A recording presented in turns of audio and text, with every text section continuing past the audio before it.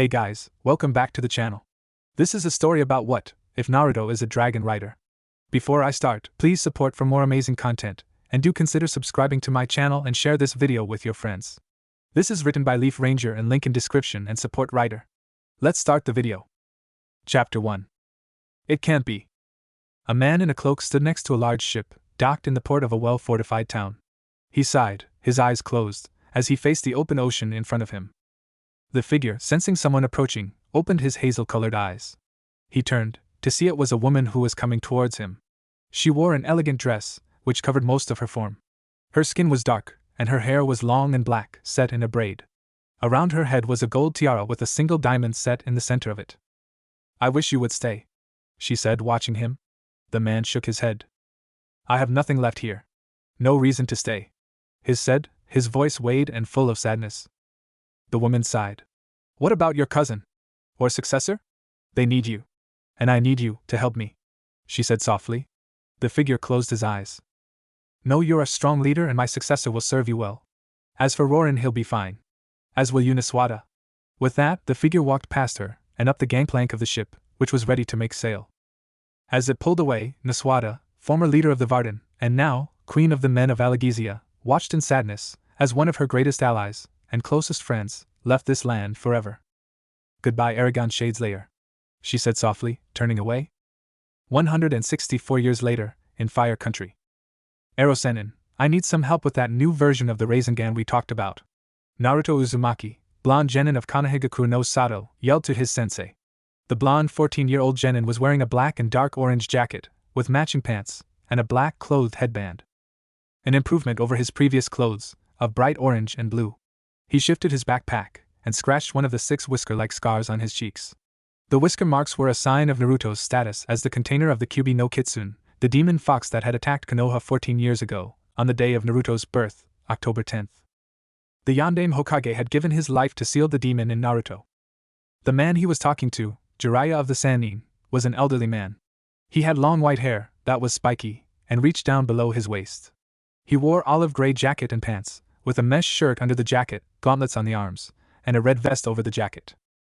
He also had wooden samurai sandals, a headband with a double-horned metal plate on it, with the kanji 4 oil on it. Jiraiya was one of the 3 legendary Sannin, the 3 shinobi trained by the Sandaime Hokage himself. He was also the legendary Toad Sage, and author of the Ika Ika series. The old man sighed. "Gaki, I have a name. It's Jiraiya. Say it with me, Jiraiya. If you can't call me sensei, then at least call me that." Naruto crossed his arms. "Not until you stop peeping on girls," he said. Jiraiya sighed. "Kid, I'm an author.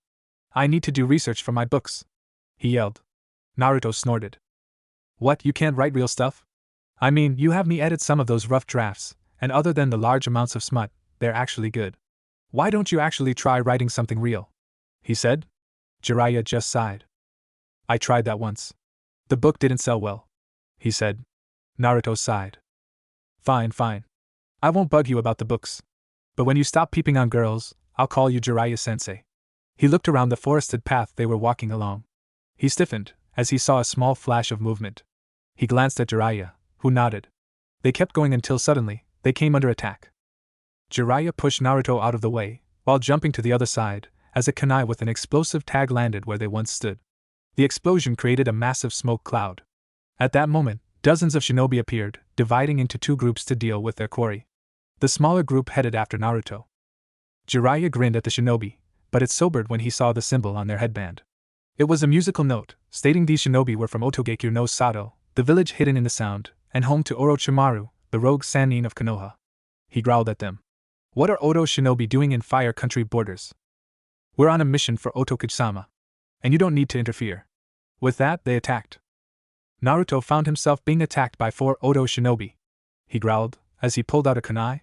"You serve Orochimaru, don't you?" he said. The lead shinobi chuckled. "Yes, so?" he said with a sneer. Naruto growled even more. "Where is he, so I can kick his ass?" With that, Naruto attacked. The leader, a jounin, chuckled, and blocked the kunai strike. Naruto attacked with a punch, but the jounin blocked again, and kicked at him. Naruto was thrown back into a tree, which broke under the force.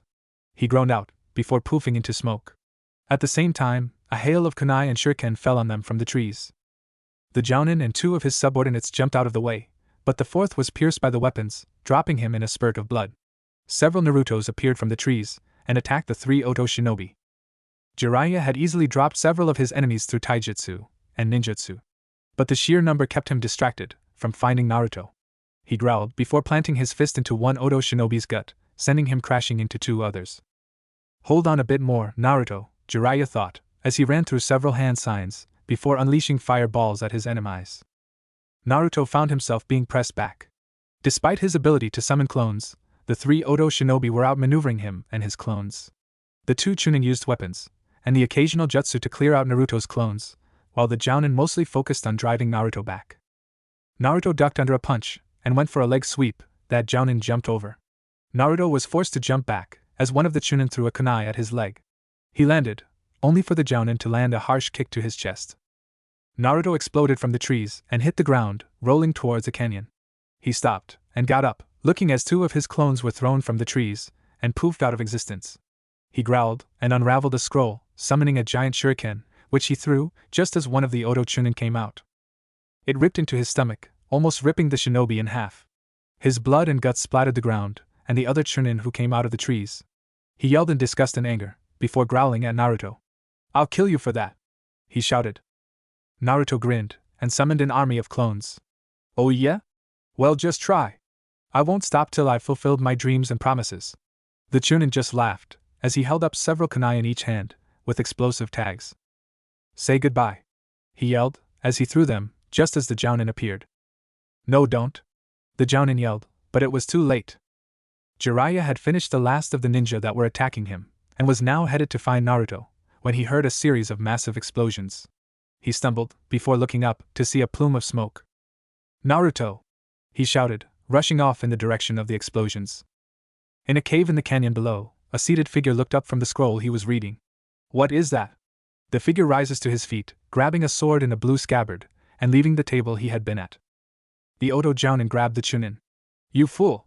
We were supposed to capture him." "I don't care. He killed my brother, and Gurk." The ninja stopped speaking, as a kunai pierced his throat, spraying the Jounin's face in blood. Jiraiya was on him in an instant, knocking him down. "Where is he? Where is my godson?" he shouted, shaking the Oto Jounin. When the Jounin didn't answer, he punched him unconscious, then rushed to the cliff side of the canyon. There were a few half-craters along what was left of the edge of the cliff. But what Jiraiya focused on were the shreds of orange and black cloth. Then, a dull glint of light caught his eye. He rushed to it, and dropped to his knees crying, when he saw what it was. Naruto's headband lay there, the cloth ripped, the metal plate tarnished and damaged. He shook his head before standing up, and looking over the edge. Down below, he could see debris from the explosions. He jumped down, using chakra to jump and stick to the walls, before landing on the bottom. He quickly rushed through the debris, frantically looking for any sign of Naruto. All he came up with was a few more scraps of cloth, and blood near the river running along the bottom of the canyon. He shook his head, before summoning an orange and black toad about his size, with a blue vest. "Gamakichi, I need you to look for Naruto. He might be seriously injured, or worse. Find him, and fast." The toad, usually talkative, nodded, and headed in one direction, while Jiraiya headed off in another direction. Neither of them noticed the cloaked figure watching from a cave about 10 feet above the ground. The figure watched them, then turned back to the cave, and went inside, muttering a word in a foreign language, and causing a massive boulder to roll into the mouth of the cave, sealing it. Konoha, 3 days later. Tsunade Senju, Godame Hokage of Konoha, cursed her luck. The blonde Hokage was swamped with paperwork, which she had been neglecting for some time. She sighed, as she finished signing a form, and moving on to the next one. "Why am I doing this again? Why did I accept this boring job?" she thought. Then her eyes landed on a picture on her desk. It showed her standing next to a 13-year-old Naruto, in his blue and orange track suit. She smiled, as she remembered the day they took that picture. "That's right, because the son of a friend of mine made me believe again. Still, poor Gaki is going to hate me when it comes time for him to take over." Tsunade giggled, and went back to work. However, she was forced to stop when Shizen, her assistant, burst into the niece of Tsunade's dead lover Dan, and had been her apprentice for many years now. The black-haired Jounin was distraught, as she stumbled to Tsunade's desk.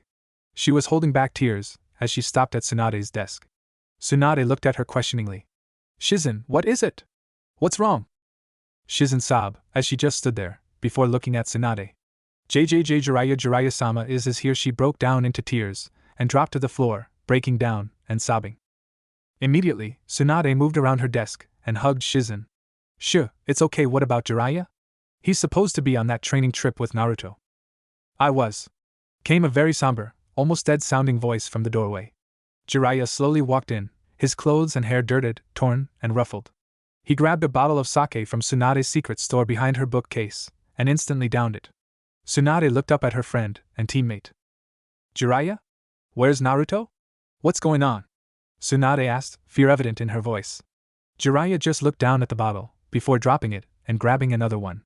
He slowly pulled something out of his pocket, and tossed it onto her desk. Naruto's headband clattered, as it landed. We were ambushed by Oto Shinobi. I learned that Orochimaru sent them to capture Naruto for experimentation. One of his ninjas blasted Naruto off a canyon cliff. I looked for him for 2 days. He downed the bottle, and dropped it. I sent the only surviving shinobi to Ibiki, when I got in. Tsunade slowly reached out, and touched the headband, tears streaming down her face. No, Jiraiya, no, he can't. She whispered, looking at him. Jiraiya just sighed, before sitting down. All I found was blood, and some scraps of cloth, nothing more. I think he fell into the river at the base of the canyon, and drowned. He closed his eyes. I never got to tell him how much he was like his father, how much I cared for him. Jiraiya broke down as well, sobbing into his hands. I never told him anything. I'm a failure. Orochimaru was right. Tsunade was still weeping. How could this happen? I thought he was the one. She grasped her neck, as if she was grabbing at a necklace. 2 years ago, a priceless necklace hung around her neck. It had belonged to her grandfather, the Shodai Hokage. She had given it to 3 people in her life, her brother Nawaki, her lover Dan, and then to Naruto. Each had wanted to be Hokage, each had taken the necklace, and now, each of them was dead. She had thought Naruto could break the curse on the necklace. But she had been proven wrong.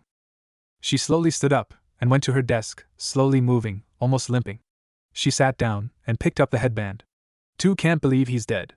I'm going to send 2 ANBU squads, our best trackers.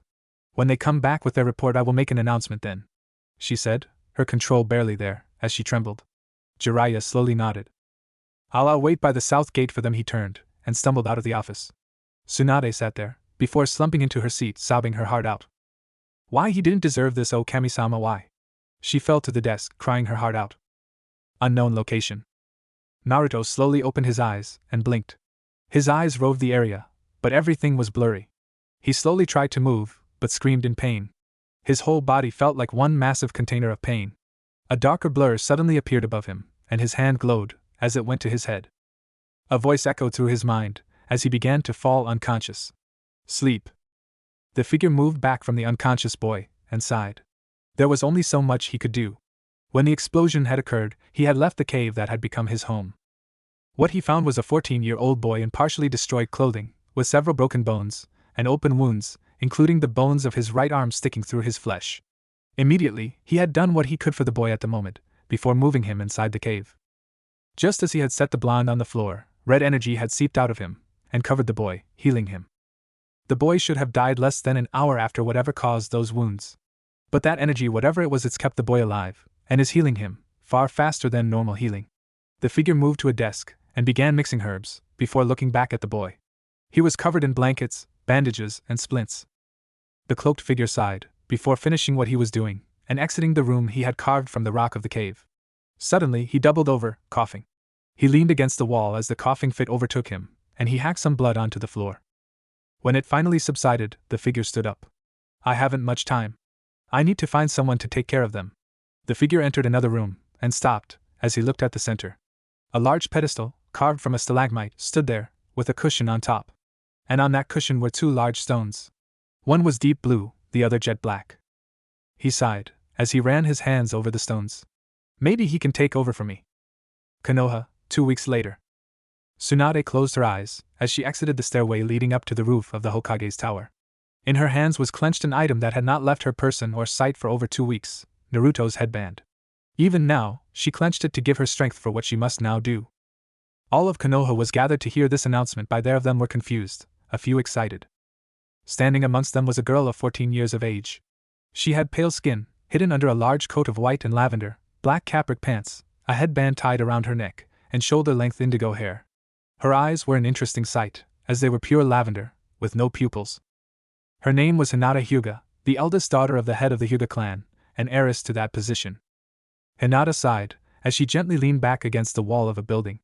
I wish Naruto-kun was here, she thought to herself. Ever since their academy days, the Hyuga heiress had a strong crush on Naruto. But she hadn't been able to tell him, as she was a very shy girl, and lacked confidence in herself. After they had graduated, they had worked together on a number of missions, even if they weren't on the same team. During a mission to recover a rare insect, and another mission that had them escorting a daimyo's daughter, she had realized that it was more than a crush. She truly loved that blonde, despite the fact that he had barely noticed her. That latter part had improved though, and he had actually told her that he cherished her as one of his closest friends. That fact had left her speechless for over an hour. She sighed, as she watched Tsunade stand up. All she wanted was to get back home, and get back to her training. Her father and Niji had both began helping her. But she was still considered weak by the elders of the council. She had to become strong, so they wouldn't convince Hayashi to mark her, and put her in the branch. If that happened, she would never be able to change her clan. Tsunade closed her eyes, as she took a deep breath. People of Konoha, I have an announcement to make. As many of you know, Naruto Uzumaki left with Jiraiya on a 3-year training trip 1 year ago. Over 2 weeks ago, Jiraiya returned to Konoha. He and Naruto were ambushed by shinobi from Otogekyu no Sato. There were murmurs throughout the crowd. Most of the shinobi in the crowd were worried, as well as a good portion of the civilians. All of them had taken time to at least learn more about Naruto, and found themselves wondering how anyone could mistreat him. Others still hated the boy, convinced he was the Kyuubi, or simple wishing to use him for an outlet of their anger, fear, and grief. These people muttered angrily. One person in the crowd was angry as well, but for different reasons. Orochimaru, you bastard. You promised me you would leave the Kyuubi brat alone.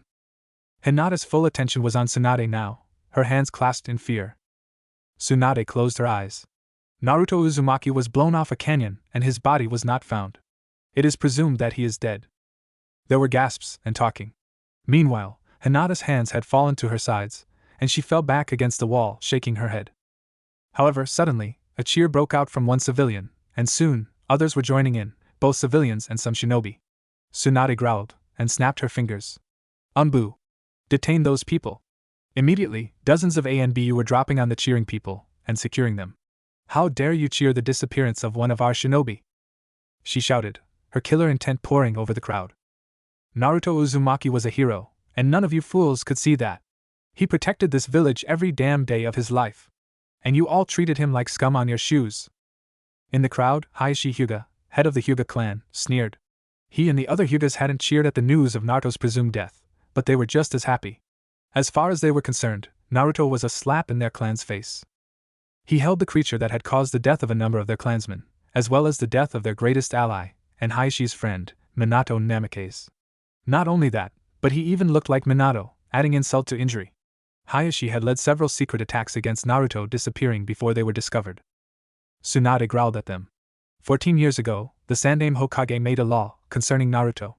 This law was made shortly after the Yondaime Hokage defeated the Kyuubi. However, what you all were told was not the truth. The Yondaime didn't kill the Kyuubi. No mortal could. Instead, he sealed the Kyuubi inside of a newborn baby. The only baby born on October 10th. Immediately, those who did not know the truth already put 2 and 2 together. Naruto being hated and ignored. The fact that his birthday was October 10th. Why he had whisker marks and strange chakra. Many of the younger generation began talking amongst themselves, until Tsunade's voice echoed out. It was the Yondaime's wish that Naruto be seen as a hero, for containing Kyuubi, and keeping him from being able to destroy Konoha. But many of those here were unable to tell the difference between a container and its contents. So, the Sandaime passed a law saying no one could talk about, or they would be put to death. However, that didn't seem to stop you old goats from telling the younger generation to hate and ignore him. Why? The crowd murmured, as they looked at each other. Tsunade just closed her eyes in exasperation. Did none of you even think that if you had made his life a living hell, he might actually become what you thought he was? That maybe he might turn on the village? Naruto loved this village with all his heart, and was willing to die for it. And you all spat upon him for something beyond his control. Most of the crowd looked down guiltily. Even if they had warmed up to Naruto recently, that didn't excuse their previous nature. But others sneered at Tsunade, most of them from the Hyuga clan. Tsunade finally decided to reach her point. In truth, if the Yondaime knew how you all would treat Naruto, he would have let the Kyuubi destroy you all. At this, protests arose from the crowd. The Yondaime wouldn't care about some orphan brat. one civilian shouted. Tsunade glared at him, her ki so focused on him that it caused him to soil his pants, before fainting. You fool. Do you really think the yondaime would use some orphan to be this village's savior? No. The yondaime was selfless. And the proof is in who he chose to be the QB container. Naruto Uzumaki was the son of Kushina Uzumaki and Minato Namikaze, the yondaime Hokage. At this, there was dead silence.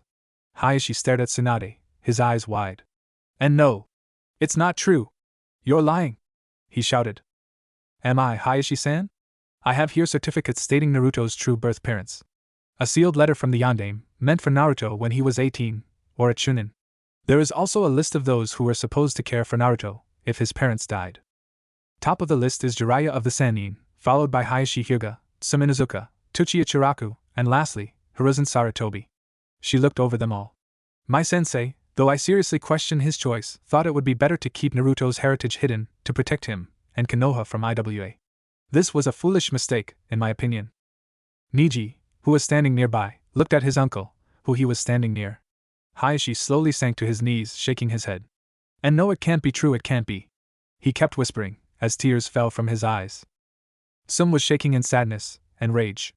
Kushina had been one of her best friends, and she had been delighted to hear Kushina was pregnant, thinking their children could play together like they once did. When Kushina had been reported dead, and her son nowhere to be found, she had mourned for months. Naruto, she had treated with indifference. She didn't hate the boy, but she didn't like him either, because of what he carried, which took her happiness away. Sarutobi. She whispered in anger. Tsunade looked around. I hope you all realize what you've done. You all abused the son of our greatest heroes. And here Konoha is supposed to be the strongest and most civilized of the villages. She said. My grandfather and granduncle would be ashamed, knowing their village has fallen to this. With that, she turned away, and headed back inside. The crowd dispersed, many of them now depressed, and horrified at what they had done. They had disgraced themselves, the memory of the Hokages, and their greatest hero. One ninja, a tall man with gravity-defying silver hair, a face mask, and his headband covering his left eye, turned, and disappeared in a swirl of leaves. He reappeared near a large stone, with hundreds of names carved on it. He stood there for a few moments, staring at it. Then, Kakashi Hatake, the legendary copycat ninja, and son of the White Fang, dropped to his knees, and burst into tears. Hinata, in a state of absolute shock and despair, was guided back home by her cousin, Niji Hyuga. Upon arrival, he led her to her bedroom, and set her down on her bed. She fell over, her eyes wide, tears streaking down them. Niji closed his eyes, before turning, and heading to mourn the loss of the man who had changed his life for the better. 3 days later. Naruto groaned, as he slowly stirred from unconsciousness. He cracked his eyes open. Where am I? Stupid mortal! You almost got us killed! A demonic voice from inside his head roared. Naruto winced, as he found himself suddenly dragged into his mindscape. There, he found himself in a sewer-like environment. In front of him as a giant-sized cage, with the doors sealed, and held shut by a single piece of paper. Behind those barred doors, a pair of blood-red eyes, with black slit pupils glared at Naruto. You stupid insect! You could have gotten us killed. Remember, what happens to me, happens to you. Naruto was stupefied, as this was the most the Kyuubi no Kaitsune, the demon fox before him, had ever spoken to him. The Kyuubi snarled at him, breaking him from his trance. Hey, easy there, Baka Fox. In case you forgot, there was a bunch of explosives thrown at me. How was I supposed to escape that? He yelled back at the fox. Kyuubi snarled. By using my chakra! Or better yet, ripping the seal off my cage, and letting me free. Naruto shook his. Not going to happen. Now just shut up, and heal me. The fox was about to retort, when a voice echoed through the halls of the sewer. My, this is most interesting. Suddenly, a cloaked figure appeared. The hood of his cloak was up, but the lower part of his face was visible, revealing a graying beard. His lips were in a slight smirk, as he looked up at the Kyuubi, revealing a pair of hazel eyes. So this fascinating boy I have found contains much power in him, the man said. Naruto growled. Who are you? And where am I? He demanded. The man tilted his head, as he studied Naruto. Well, perhaps if you had been a bit more pleasant, I would have told you my name. And as for where we are, your mind, of course. Naruto growled in anger. That's not what I meant. Where are we? The man didn't move, but suddenly, Naruto felt pain rip through him. He fell to the ground, and surprisingly, Kyuubi did too, both of them screaming in pain. Just as suddenly, the pain left. Both the container and the contained slowly got to their feet, as the man looked at them. Right now, I can see your every memory. I can easily force you to do my will. I could even crush your mind, and the spirit of this fox, with a single thought. Don't test me. Naruto growled. What do you want? He asked softly. The man smiled. To know more about this boy, who I have discovered, and am trying to heal. Please tell me what your name is. Naruto Uzumaki. Genin of Konoha, and future Hokage. He said. Behind him, Kyuubi snickered at that. Naruto glared at him, while the man nodded. Hokage, yes. They're the leaders of that large village a few hundred miles to the southeast of us, yes? He asked. Naruto just nodded, and the man smiled. That is quite a lofty goal. Especially considering that you are still a genin, which your memories tell me is the lowest rank in your military. Naruto glared at him. Hey, why are you going through my memories? He shouted. The man just laughed. Because you were unconscious, and I couldn't contact you at all. Now, to introduce myself. I am Aragon. That is all you need to know. With that, he turned, as if to leave. Naruto rushed up. Hey, wait. I have questions. Aragon turned, and stopped him with one hand, shoving Naruto onto the ground. Questions come when you are healed enough to walk, he said before disappearing. Naruto jerked awake, and looked around, spying a cloak leading through the doorway of the room. Wait! He shouts, sitting up, only to yell in pain, and fall back down. He lay rigid for a few moments, before finally unclenching. Guess I'm stuck here till I heal. Naruto closed his eyes, wondering what has happened to him.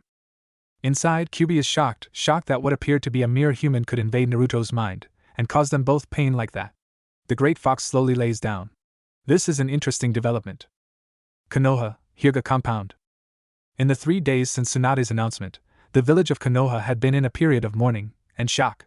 This was most evident in the Hyuga estate. Most of the members in a state of depression.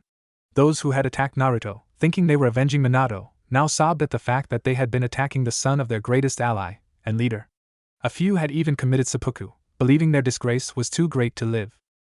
Hayashi Hyuga had locked himself in his study, where he had spent a whole day screaming about how he had betrayed him. When he finally emerged, his hair had been cut short, his clothes torn, and his face pale. Hinata had left her room for the 3 days. As far as anyone knew, she hadn't moved from the bed where Niji had put her. Many were worried that she would eventually die of starvation or thirst. Niji stood outside Hinata's door, debating whether or not he should enter, or leave her be. He finally decided that her safety was more important, and raised his hand to knock when the door slid open. Niji backed up, as his eyes landed on Hinata. She stood straight and tall, clad in black pants and a long-sleeved shirt. Her hair had been braided, and weighed with a stone ring at the end of the braid. But her face had changed the most. Her face looked like I was set in stone, that it would never show another emotion again. But the eyes. Niji shuddered, as he looked into his cousin's eyes. Once, they were shy, timid, but showed kindness, and a hidden flame of strength that waited to be fanned. But now, they were cold, and almost lifeless in emotion. The lavender had faded to a white silver-like color. Niji just looked at her. Hinata-sama? He asked nervously. Hinata looked at him, and he shivered, as he felt that at any minute she would kill him. Then her eyes left him, and she left her room, and headed down the hall, towards the center of the Hyuga compound. Many members who she passed were also struck dumb by the change in her. She ignored them all, as she continued on to her objective, the Hyuga Memorial Shrine. Here, the names of those who were deceased were recorded, so future generations could remember them. Great heroes of the Hyuga clan were remembered with small shrines to them, containing articles of theirs that were personal, or made them famous. One such shrine belonged to Hitomi Hyuga, who had been a great warrior in the Hyuga clan. Unlike the rest of the clan, Hitomi saw the value of branching out in her techniques. While the rest of the clan had settled on learning the Juken, she branched out, and learned another form of fighting, using a pair of specialized swords. She used these weapons to great effect, even once slaughtering a platoon of IWA shinobi during the Third War.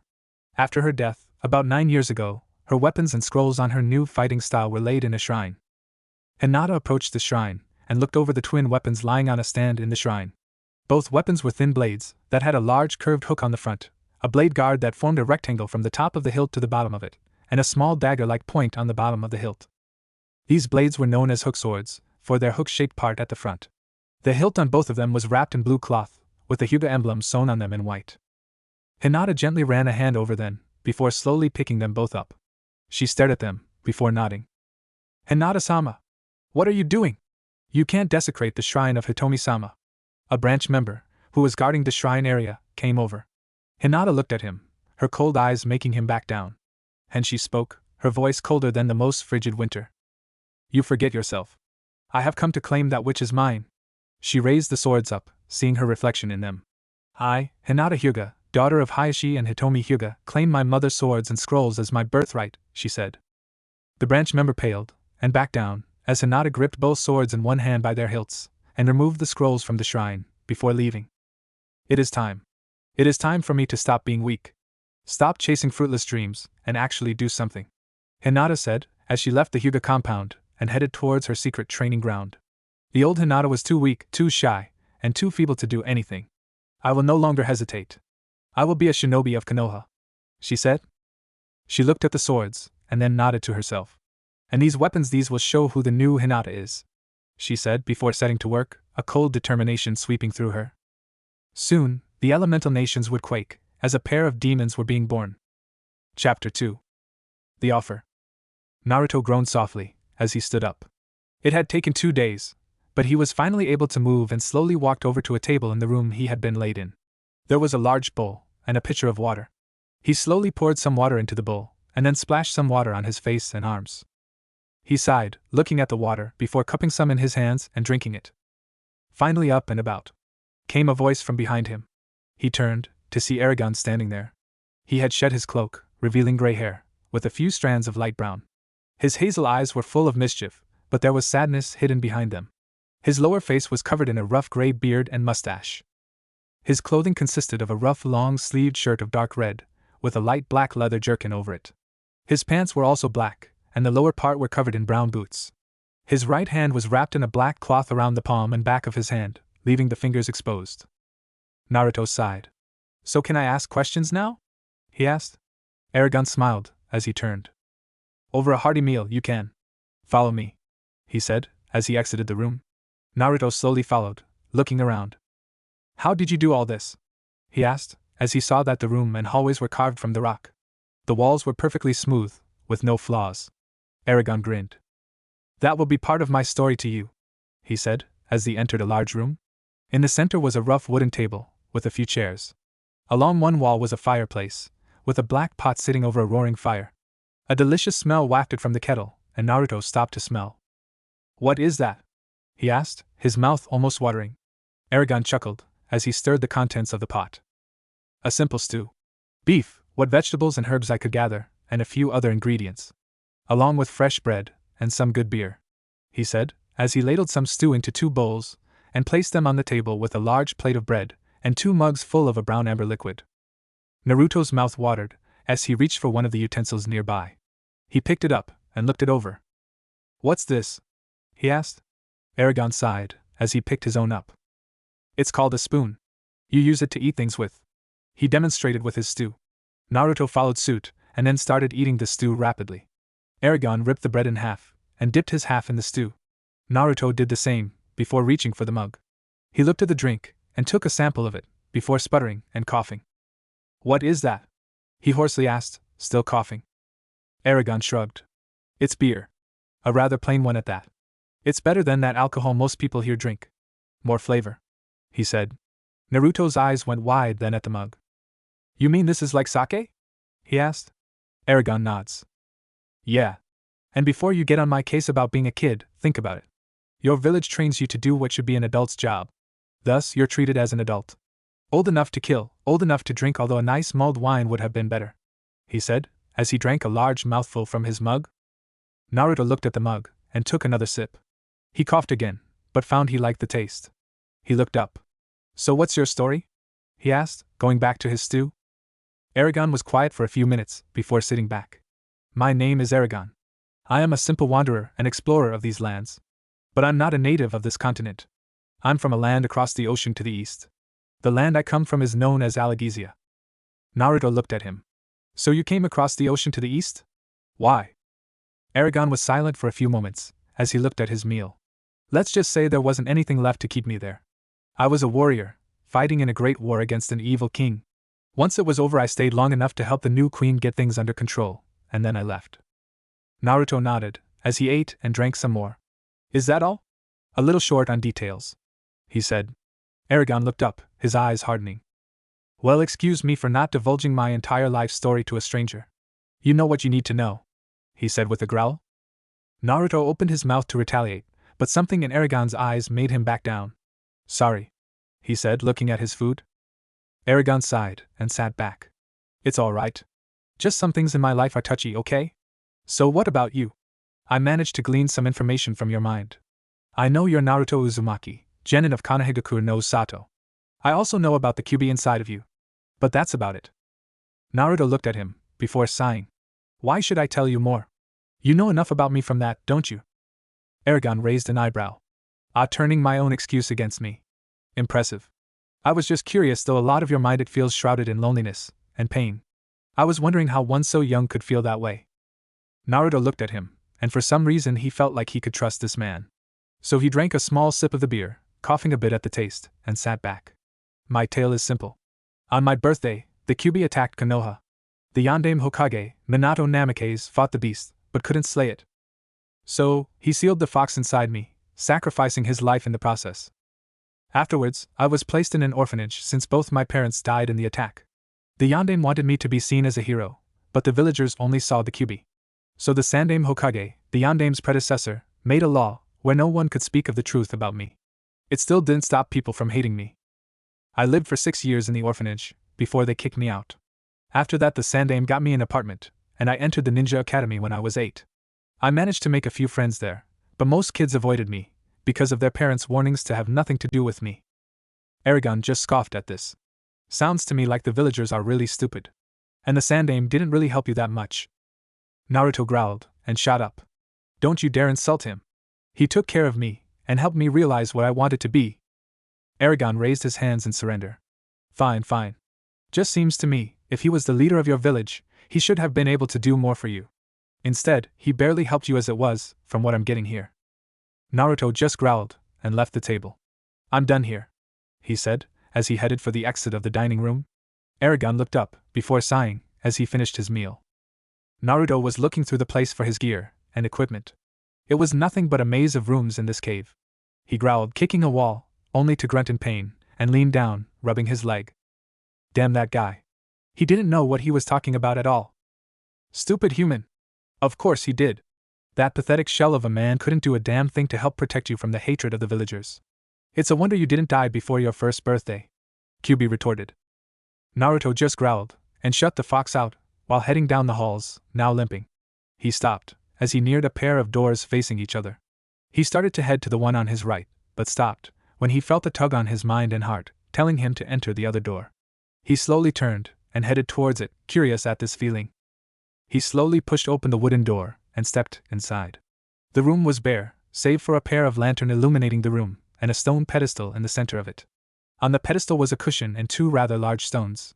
One was a deep blue, one that reminded him of an ocean. The other, though, was a jet black. Almost like a void. As soon as his eyes landed on it, he felt the tug increase. It almost was like a voice was calling him to it. He slowly approached it. Kyuubi, inside Naruto's mindscape, felt power radiating off both stones. A power the Biju had never before felt, or encounter. It's mesmerizing. Naruto reached the pedestal, and slowly examined the black stone. It was large, about 1.5 feet to 2 feet long, and 9 inches wide. The surface looked smooth, unmarked, unblemished in any way. He slowly lifted his right hand, and gently touched it. He felt a small tingle in his hand, and pulled back. Aragon looked up from his meal, as he felt the tingle crawl up his bandaged hand. He looked at the exit, before getting up, and walking down the halls, until he came to the open door Naruto had recently opened. He stepped through, to see Naruto standing there, staring at the stone he had touched. Beautiful, aren't they? He asked simple. Naruto jumped and turned. I am sorry. I was looking for my stuff, and dash. And then felt a tug on your mind, leading you here, yes? Towards that black stone? Aragon asked, a small smile on his face. Naruto slowly nodded, and Aragon's grin grew wider. Well, no harm done. But I will ask that you stay here a few days, to make sure you're fully healed. After that I have an offer for you, he said. Naruto looked at him, before scowling. Why should I stay? Huh! You insulted someone precious to me. Aragon sighed. I'm sorry about that. Difference of opinion, I guess. But I won't do it again, he said. Naruto slowly nodded. Fine, I'll stay long enough to make sure I'm ready to go. Then I'll head back home, after hearing this offer. Now where's the room I was staying in? And my stuff? Aragon smiled, as he led Naruto to the other room, gave him his gear, and then led him back to the room he had been staying in. If you're interested, I have a large library I've put together over the years. It's to the left here, 3 rooms down. With that, Aragon disappeared. Naruto sighed, as he laid on his bed. That guy is weird, he said, closing his eyes. Inside Naruto's mindscape, the Kyuubi was thinking about that power it had experienced. So much power, if I could add it to my own, maybe I could escape this stupid mortal. Yes, then I could raise Konoha to the ground, like I had intended. With a delighted chuckle, the Kyuubi no Kitsune closed its eyes, and fell asleep, dreaming of the days it would destroy Konoha. Otogekyu no Sato. So they failed to bring the Kyuubi brat in, for experimentation? An angry voice hissed. The owner of said voice was a white-skinned man with long black hair, and golden eyes with snake-like slit pupils. He was wearing a cream-colored shirt, with short sleeves, and black long sleeves under it, as well as baggy black pants, and a purple rope for a belt, tied in a bow at the back. This man was Orochimaru, the rogue snake Sannin of Konoha, and the Otokage. Kneeling before him was his right-hand man, Kabuto Yakushi. The younger man had silver hair, and wore a purple sleeveless shirt, with gray sleeves, as well as purple pants. His Oto headband was tied around his forehead, and he pushed his glasses further up his nose with his hands, which were sporting fingerless gloves. Yes, Orochimaru-sama. It seems that when Naruto slaughtered one of our Chunin, his brother was enraged, and blasted him over a cliff with several explosive tags. None of the group survived, or escaped, as Jiraiya slaughtered all but the Jounin in charge of the group that went after Naruto, Kabuto said, while still kneeling. Orochimaru sighed, as he sat back. Well, that is too bad. I would have liked to experiment with the Kyuubi's chakra. But no use in crying over spilt milk. Kabuto nodded, as he continued with his next report. Neither of these two shinobi were aware of a third figure listening on their conversation. This figure was a teenage male, around the same age as Naruto. He wore a slightly open white hakama, with black pants and sandals. He wore the same type of belt, with a sword and scabbard sheathed into the back. This was Sasuke Uchiha, the survivor of the Uchiha massacre about 6 years ago, in Konoha. The Uchiha clan were well known for their Kekai Genkai, the Sharingan, a dijutsu that allowed the wielder to copy an enemy's jutsus, as well as hypnotize a person, and predict their movements. His older brother, Itachi, had been the one to slaughter the clan, leaving only Sasuke alive.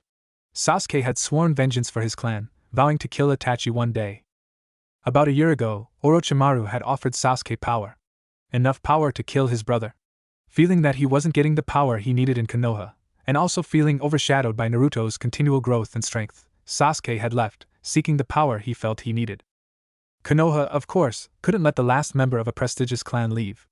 A force of genin, led by Shikamaru and Nara, the newly promoted Chunin, were sent to stop him.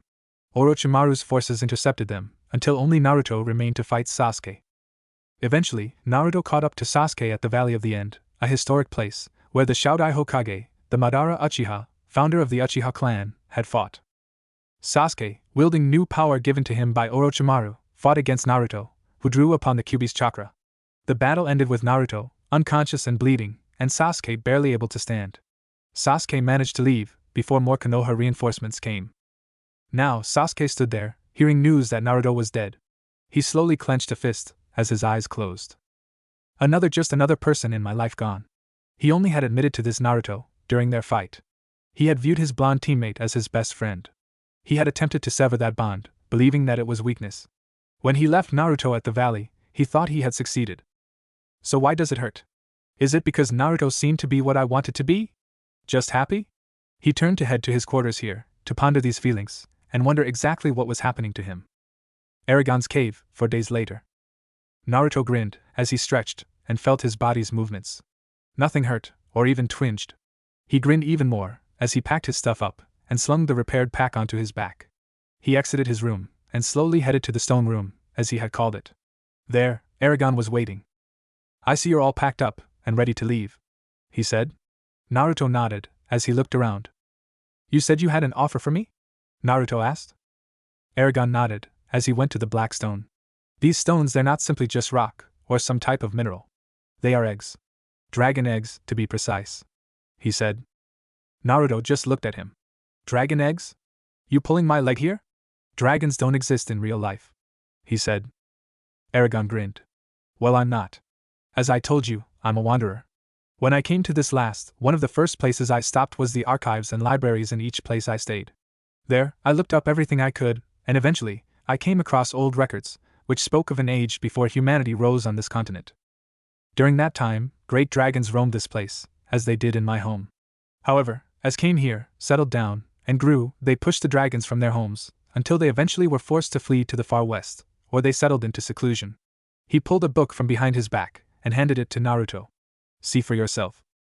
Naruto flipped through the book, his eyes widening, before he closed it. Okay, say I believe you, so what? What does your offer have to do with these eggs then? Aragon pointed to the black one. Simple. Stay here, watch this egg for the next hour or so, and you'll have your answer, he said, as he left the room. I'll be back with some refreshments. Naruto sighed, leaning against the wall, as he set his pack to the side. This is a waste of time. I need to get back home. Normally, it doesn't matter to me, one way or another, what you do, so long as it doesn't kill us. But in this case, staying here may prove beneficial to us, Kyuubi said. Naruto raised an eyebrow. Oh really? Yes, you stupid hairless ape. Think about it. This guy has strength and power. You want to fulfill that promise to bring back the Uchiha? You want to be Hokage? Then wait and listen. The Kyuubi huffed, before leaving Naruto alone. Aragon returned at that moment, with a tray with fruit, tea, and mugs of beer. He set it down on the floor, and placed 2 cushions down as well. Come join me, he said, as he began to eat. Naruto sighed, and sat down. For the next hour, they snacked and talked. However, Naruto's patience was wearing thin, as the hour drew to a close. What are we dash? He was interrupted by a squeak, as the black egg shifted. Aragon grinned. That, he said, as the egg squeaked again, and shifted. He quickly got up, picked the egg off the pedestal, and set it between him and Naruto. The blonde Jinchuriki watched as the egg began to shift and shake, and the squeaking increased. Suddenly, something broke the egg, as a black pointed snout burst through it. Naruto actually yelled, and jumped back at that. Aragon just chuckled, as the snout retracted, and the egg kept shifting, till it broke up, and a small black bundle rolled out. Naruto stood there a few minutes, watching it lay there, until it moved, slowly getting up on unsteady legs. The dragon was small, about the size of a kitten. Its body was sinewy, and it slowly turned its long neck, to lick some liquid off one of its 2 bat-like wings. Its tail softly moved, as it shifted, and looked around. There were small spikes running all along its back, with a gap right where the neck, shoulders, and back met. The dragon's claws were black as well, with serrated edges. The dragon stretched its wings, and yawned, revealing a mouth full of small, yet sharp white teeth. It seemed to blink, as gold, reptile eyes looked up at Naruto quizzically. Naruto looked at it. Ah, is that really a dragon? He asked, stupefied. Aragon just nodded. Oh yes, it is. A baby dragon, and perhaps the first one born in over 1,000 years. He chuckled, as the little baby stumbled over to Naruto. It sniffed his pant leg, and looked up at him, its eyes curious. Naruto couldn't help but smile, as he slowly leaned down, and held his hand out to it. The dragon leaned its head up, and began sniffing his head, before letting out a little squeak. Naruto smiled, and gently touched its head. Searing pain shot through his arm, and then through his whole body. He screamed out, falling onto his back, and convulsing, as burning fire swept through his veins, and seemed to burn his very soul. Inside of him, Kyuubi screamed out in pain as well. After what seemed like hours, but was only a minute or so, he stopped convulsing, and lay there, shaking and panting. He slowly stirred, his limbs numb. What the hell was that? He panted out, lifting his head enough to see Aragon, and the dragon, who seemed curious, as it nudged his side with its head. Aragon slowly stood up, walked over, and took Naruto's hand, which had touched the dragon. He slowly held it up, so Naruto could see the palm. On it, a shimmering white oval had appeared. This, my young friend, is the mark of a dragon rider. It appears when a dragon has chosen someone who they wish to connect to. Someone who they feel destined to be with. He indicated the dragon, which had climbed on top of Naruto's chest, and had curled up, looking at him. This dragon was one of 2 eggs I found left in a nest high in a mountain. I have no idea what happened to the parents, so I took both the eggs, to watch over them. If I'm correct, then long ago, before the recorded history of anyone, dragons from this land migrated to the east, and settled in my homeland, Alagizia. Naruto just looked at him. What are you talking about? Aragon sighed. Fine. I'll give you the summary, he said, as he unwound the wrappings around his right hand, and showed Naruto the same emblem. Where I'm from, humans are not the only species. We have elves, dwarves, a race of warrior people known as Urgles. But the race who lays claim to the land of Alagizia are dragons. Before men came, There was a massive war between dragon and elves, humanoids who live in the forest, and can use a power called magic, which is similar to your chakra. During the war, a young elf named Aragon found a dragon egg. The egg hatched for him, and a bond grew. And that was the first rider. Aragon and his dragon, Bidom, created treaties between elven and dragon kind. Eventually, a number of eggs were given to the elves, and these dragons waited until they found the one they felt destined for. They would hatch, and an unbreakable bond between the two was born. That is what has happened here, he said. When you touched that egg, 3 days ago, the dragon inside felt that you were the one he or she was destined to be bonded to. Naruto just looked at the tiny dragon, who yawned and lowered its head as it fell asleep on his chest. So this dragon is bonded to me and you are one of these riders as well? He asked, his eyebrow raised. Aragon stepped back, sighing. I was one. Saphira, my dragon was killed during a great war. She died protecting me, he said, as he turned and looked away. Naruto sighed. I'm sorry. But you know I don't really appreciate this. I mean, I'm suddenly dumped with a responsibility I didn't choose to have. I mean, is that the trend of my life? Aragon whirled, his face a mask of frustration and a little bit of rage. Don't you get it? You have the chance to about a new age to this continent. There is no order or peace, only constant warfare, or cold wars. But you have been given the opportunity of a lifetime. You can change everything in this world. You'll have the power to make a difference, and bring peace and balance to these countries. Naruto stopped, as he remembered something Jiraiya once told him. Flashback. Jiraiya smiled at Naruto, as they watched a sunset. I believe that one day we can all live in peace with each other. All that is needed is 1% to break the cycle of war.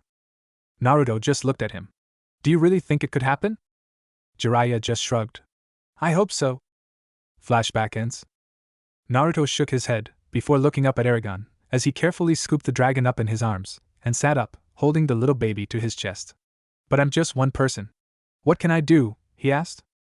Aragon sighed. Even a single grain can tip the scale one way or another. One person's choice can affect the world, in ways not even imaginable. Naruto just looked at the baby dragon, before looking up at him. Can I do this? I mean, I'm an outcast. I was the dead last of my class. Why would I be this big important hero? Aragon sat down next to him. Let me tell you something. When I was only 15, almost 16, I was nothing but a farm boy, and this massive war was taking place to the south. And then my dragon's egg came to me, and I ended up being the only hope for an entire land's freedom. You don't have to be someone powerful, or strong, or famous to be a hero. You just need to be someone who knows what is right, and be willing to do it.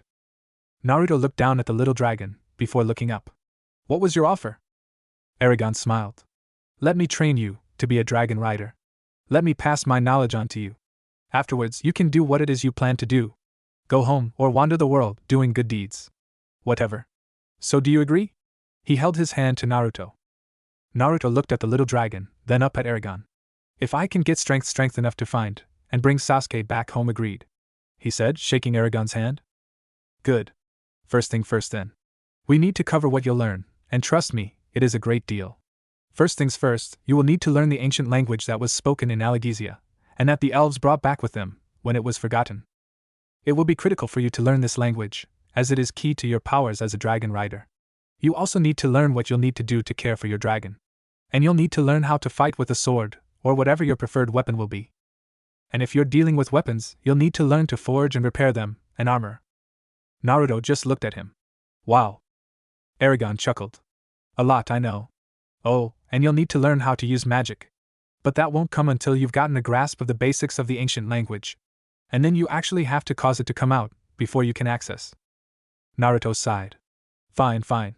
So what do I do with this little guy? He said, indicating the dragon, who was still sleeping. Aragon came over, and checked the dragon out. Actually, you should ask, what do you do with this little girl? That's a female dragon, he said. Naruto looked down at the dragon. Fine. What do I do? For now, just feed her. Tomorrow, we'll go outside, to spar, and do physical training. After that, we'll get to the academics. Naruto just nodded, until Kyuubi butted in. You know, you could just use the shadow clone jutsu to learn whatever you need to learn about this language. Whenever one disperses, you get the memories back. Really? Naruto asked. Kyuubi just sighed. Yes, you worthless rat. Geez. You're the supposed master of the jutsu, and you don't even know half of what it does. Kyuubi retreated back into its cage, and Naruto sighed. I was just reminded of something. Apparently, when I use the Shadow Clone Jutsu, I get memories of everything they learn. I can use them to help with the academics, Naruto said with a grin. Aragon's eyes went wider. Lucky bastard. I wish I could have done that with my teacher. Would have made things easier on me. Naruto just chuckled. Your sensei was strict on you. Aragon's eyes glazed over, as he became lost in his memories. Both of them being a dragon rider is no laughing matter. Aiki takes hard work and dedication. He shook his head. Anyways, go and rest. You'll need it. Trust me. Aragon headed off, down towards the library. Naruto carried the little dragon back to his room, and set it down on his bed. He sighed watching it, as it yawned and stretched, before blinking at him. The dragon slowly stood up, and then opened his mouth, making a squeaking sound. Naruto smiled. Hungry? I'd better get you something then, he said, gently stroking its head, before heading off to the dining room/kitchen. He gathered up some of the meat Aragon had pointed out to him during his stay. It had been dried, and treated so it would last long. He grabbed a few strips, and headed back to his room, only to stop when he entered. On the floor, the little black dragon, about as big as his forearm, was busy chomping at the carcass of a rat that was almost its same size. Blood stained its snout and claws, but the black coloring made it hard to see. It looked up at him, and squeaked, before diving right back in. Naruto just stood there. Wow, he said. Impressive. Barely born, and already it's a natural hunter, Kyubi commented. Naruto sat down, and gently stroked the dragon's back. He stopped, as he felt something tugging at his mind. An almost questioning presence in his mind. He looked down at the dragon, who was blinking up at him.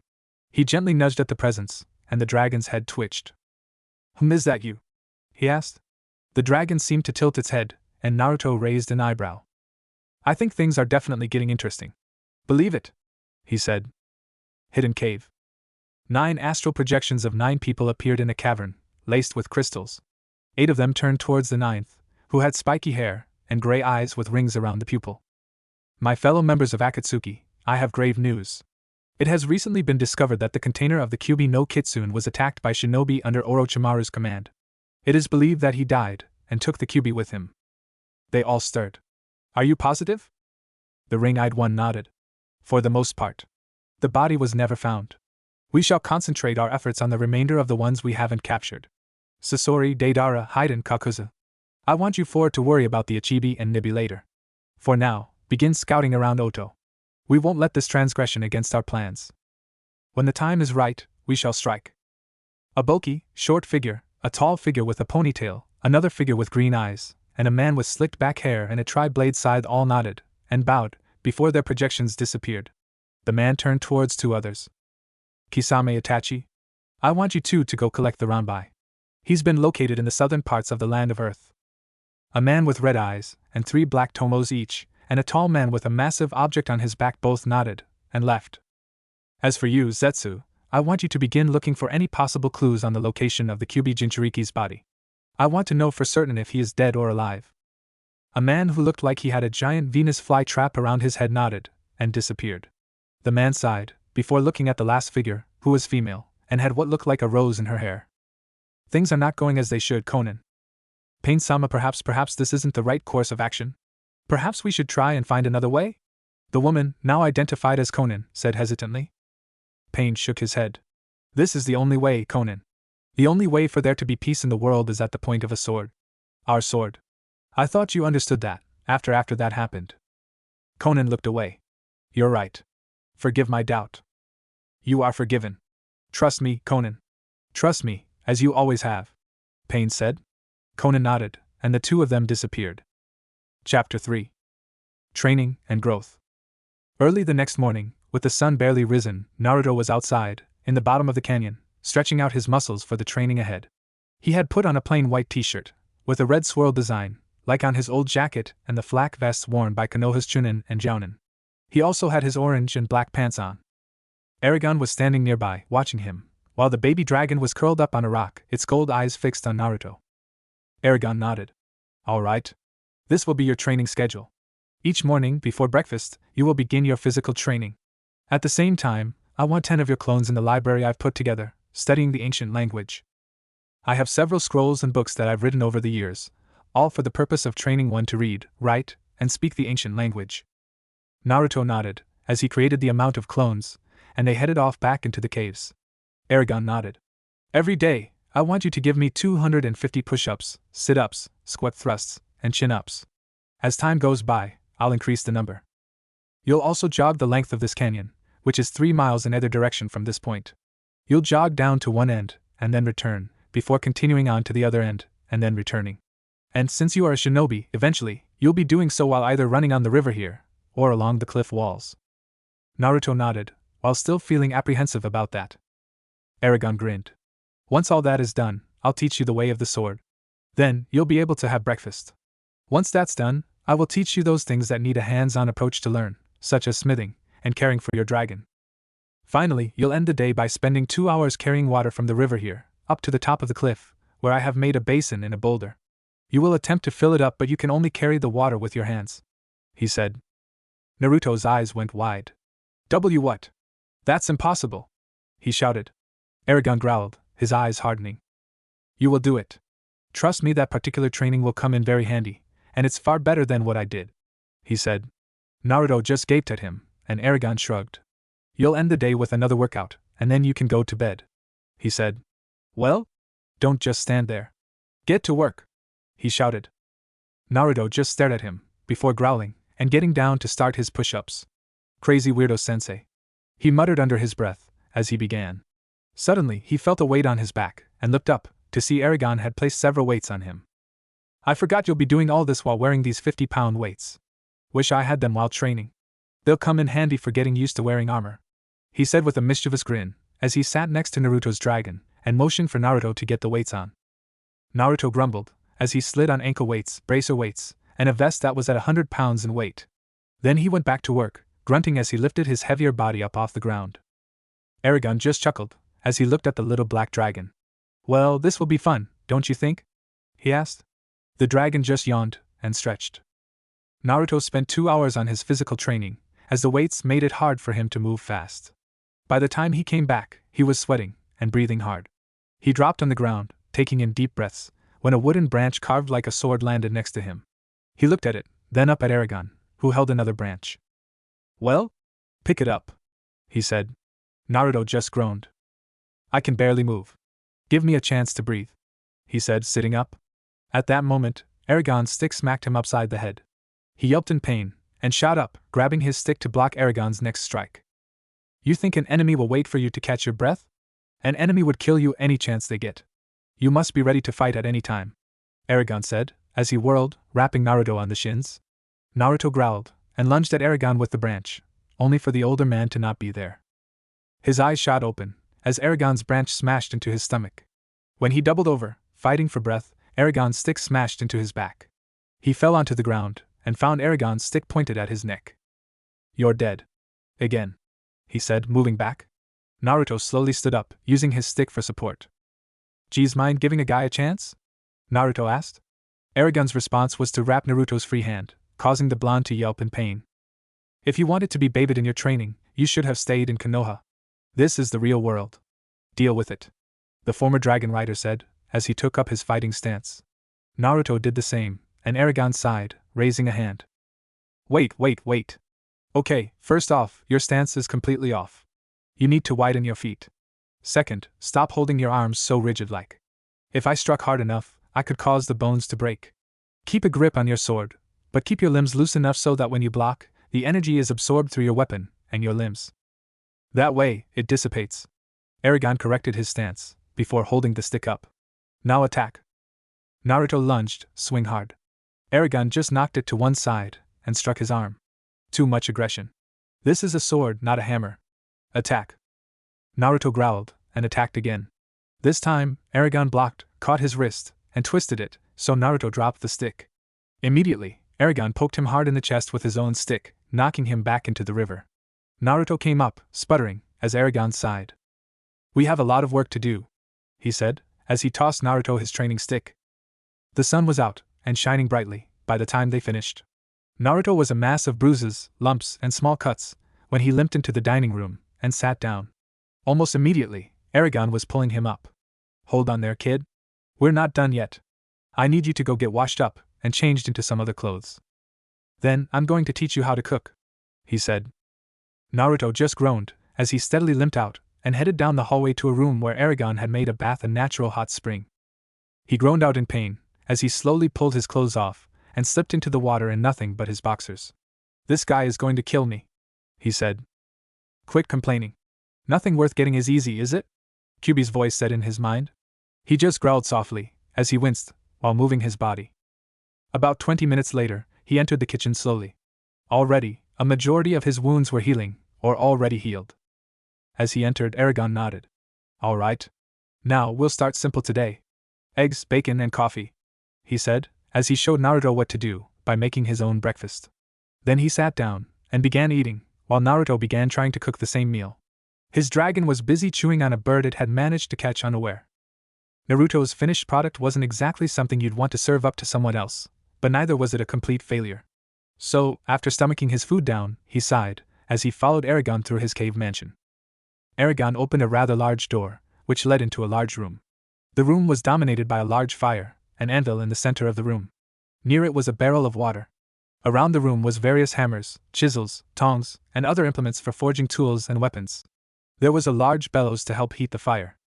Along one wall was a suit of armor that Naruto had never before seen. There was a large shirt of what appeared to be hundreds, if not thousands of tiny metal rings linked together. There was also a type of hood of the same metal rings, along with a leather cap, and a gold and silver helmet. Laying next to them were metal bracers, leather gloves with the same ring-like armor, and greaves along with a broad shield with an oak design on it. But what truly caught his attention was the sword. It was a long-bladed sword, sheathed in a dark blue scabbard. The end of the scabbard was capped in a piece of metal shaped like a leaf, while metal vines encircled where the blade's cross-guard and the scabbard met. The sword's cross-guard was curved, and blue in color as well. The hilt seemed to be made of a black material, with 4 rib-shaped pieces of metal holding a blue sapphire in place. Naruto turned to look at Aragon, who smiled. "My old armor and my sword, Breezinger."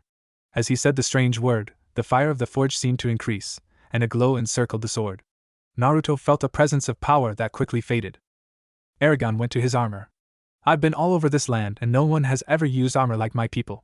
This is chainmail, a light, flexible armor that is capable of bending under slashing attacks, and catching arrows, and other ranged weapons. I've battle-tested it against most of the weapons used by this country's ninjas and warriors, and most of them were barely able to scratch it," he said. Naruto gently touched it. "Wow, it seems so light." Aragon nodded. "Yes. And it will be one of the things you learn to forge," he said, turning to the anvil and moving past it. On the other side was a room that was separated by a hanging cloth. Aragon moved it aside, to reveal large clumps of metal, wood, and charcoal. "This is where I keep the forging materials, as well as fuel for the fires," he said softly, as he moved to the back, checking something covered in the back. He turned and exited, looking at Naruto. "Now, there are some rules here. Do exactly I tell you. Do not joke around, or mess around. And be careful with everything," he said. Naruto nodded, and Aragon began explaining and demonstrating the various tools and forging processes. Naruto just stood there, listening intently, and occasionally asking questions, which Aragon answered. When he had finished explaining, Aragon nodded. "Right. Well, tomorrow, we'll start with you forging a long knife, before progressing onwards," he said. Naruto nodded eagerly. "And then I'll get to forge a cool kick-ass sword like yours, right?" he asked eagerly. Aragon sighed, before flicking Naruto's forehead. "If you're going to act like that, then no. Forging is not just about the finished product. If you pay no attention during the process, then your product will be bad. Now focus." Naruto nodded, and Aragon let out a breath. "Now go get your dragon, and meet me outside. We need to cover what you need to do to care for her, and such," he said as he headed off. Naruto quickly rushed back to the dining room, where his dragon was curled up near the fire. He gently scooped her up in his arms. She opened one eye sleepily, before yawning, and settling her head back down. Naruto carried her outside, where Aragon had lunch waiting, along with several books. As Naruto sat down, and the dragon slowly crawled down towards the food, Aragon began speaking. "You need to understand a few things first, before we begin. That dragon is not simply a dumb beast of burden. She is a sentient being, like you or me. If anything, she will be more intelligent than either of us." Naruto slowly nodded, as he scratched the dragon's back. Aragon continued. "Dragons were the first inhabitants of both Alagaezia and this continent. Their beginning is with the beginning of this land. They are deeply entwined with the powers of magic and with nature. Dragons can live to be immense ages, and can grow quite rapidly, and to incredible size. They also come in a variety of colors. But each dragon is unique, like each person is unique. Because they are creatures of magic, they can occasionally perform magic. However, it is usually at random and uncontrollable. Lastly, when a dragon hatches for a rider, a bond is created. She will be able to feel your emotions, read your thoughts, and communicate with you through your mind. This bond is what gives a rider their ability to use magic. It will also prolong your age, probably making it where you will never die of old age. However, you can still die by poisons, weapons, and possibly illness. 1. Because of this bond, though should you die, so will she. However, if she dies, you will still live, he said softly. Naruto slowly looked down at the little dragon, who looked up from the meat she was eating, and let out a squeak, before going back to the meat. Naruto slowly looked up. But why? That doesn't seem fair. She should have to die, because of me, he shouted. Aragon just grinned. So you are concerned for her? That's good. That's very good. It means you will treat her well. Unfortunately, there is no way out of this, Naruto. But do not worry. The demon in you does make it even harder for you to die, he said with a grin. Naruto slowly nodded, and Aragon began teaching him the various things he needed to know to care for his dragon. Treating scale rot, and cleaning her claws. What plants would help with sickness, or make her ill. Their mating habits, eating habits, and other things. Naruto nodded, while gently stroking his dragon's back. He felt a small nudge against his mind, and he looked at the dragon. Hole was pawing his leg. He slowly picked her up, and she squirmed slightly, before climbing on his arm, and then onto his shoulder. She draped herself around his neck, and squeaked happily. Naruto and Aragon both chuckled at this, as Naruto slowly scratched her chin. She's really cute, he said. Aragon nodded. Yeah. They're cute now. But wait until she's a couple of months old. She'll be bigger than you by then, he said. Another thing.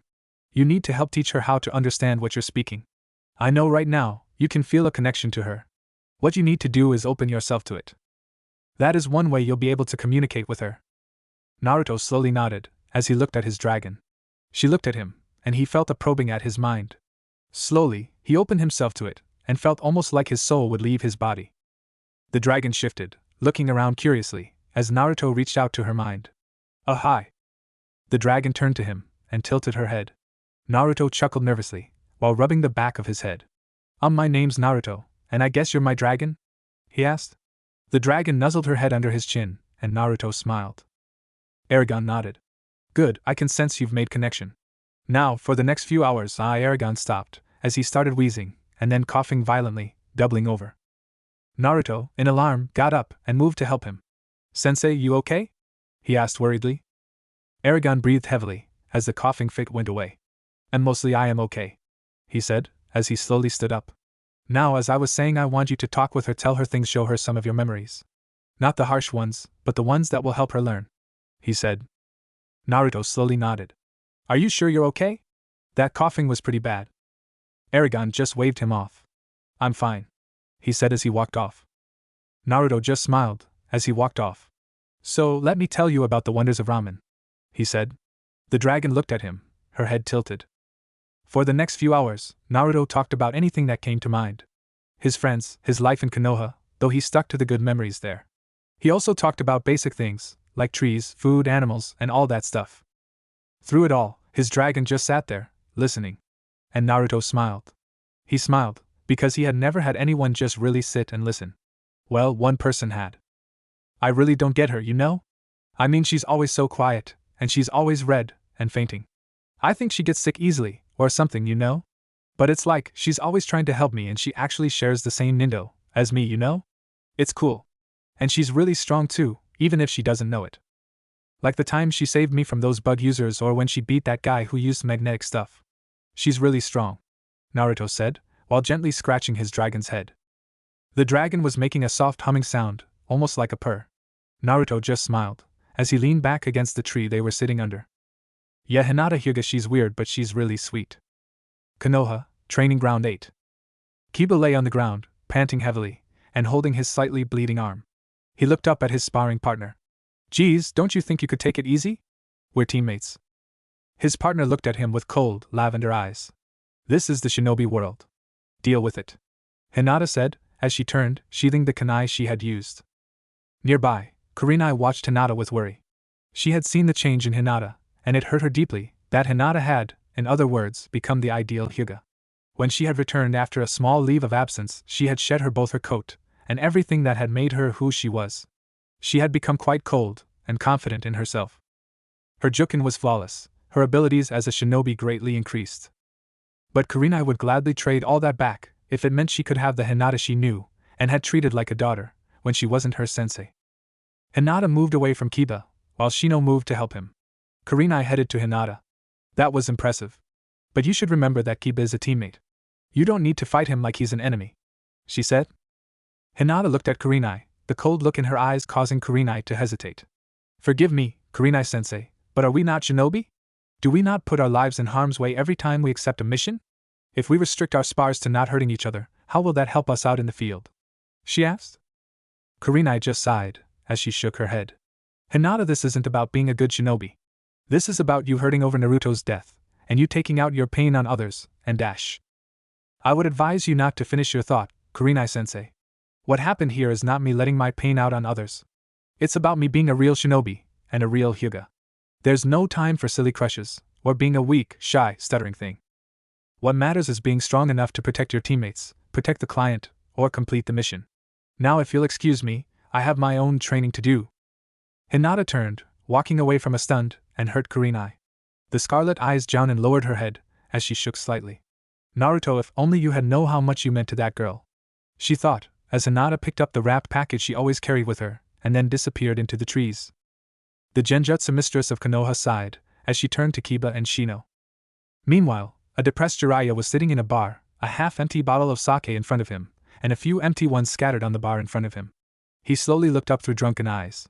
Yush no Itosh Minato, everything he knew Kami he had potential. But his son Naruto, that boy, he had even more potential than his father. He could have been the greatest Hokage ever, he said, hiccuping, as he took another swig from his bottle. A nearby civilian growled. That demon scum?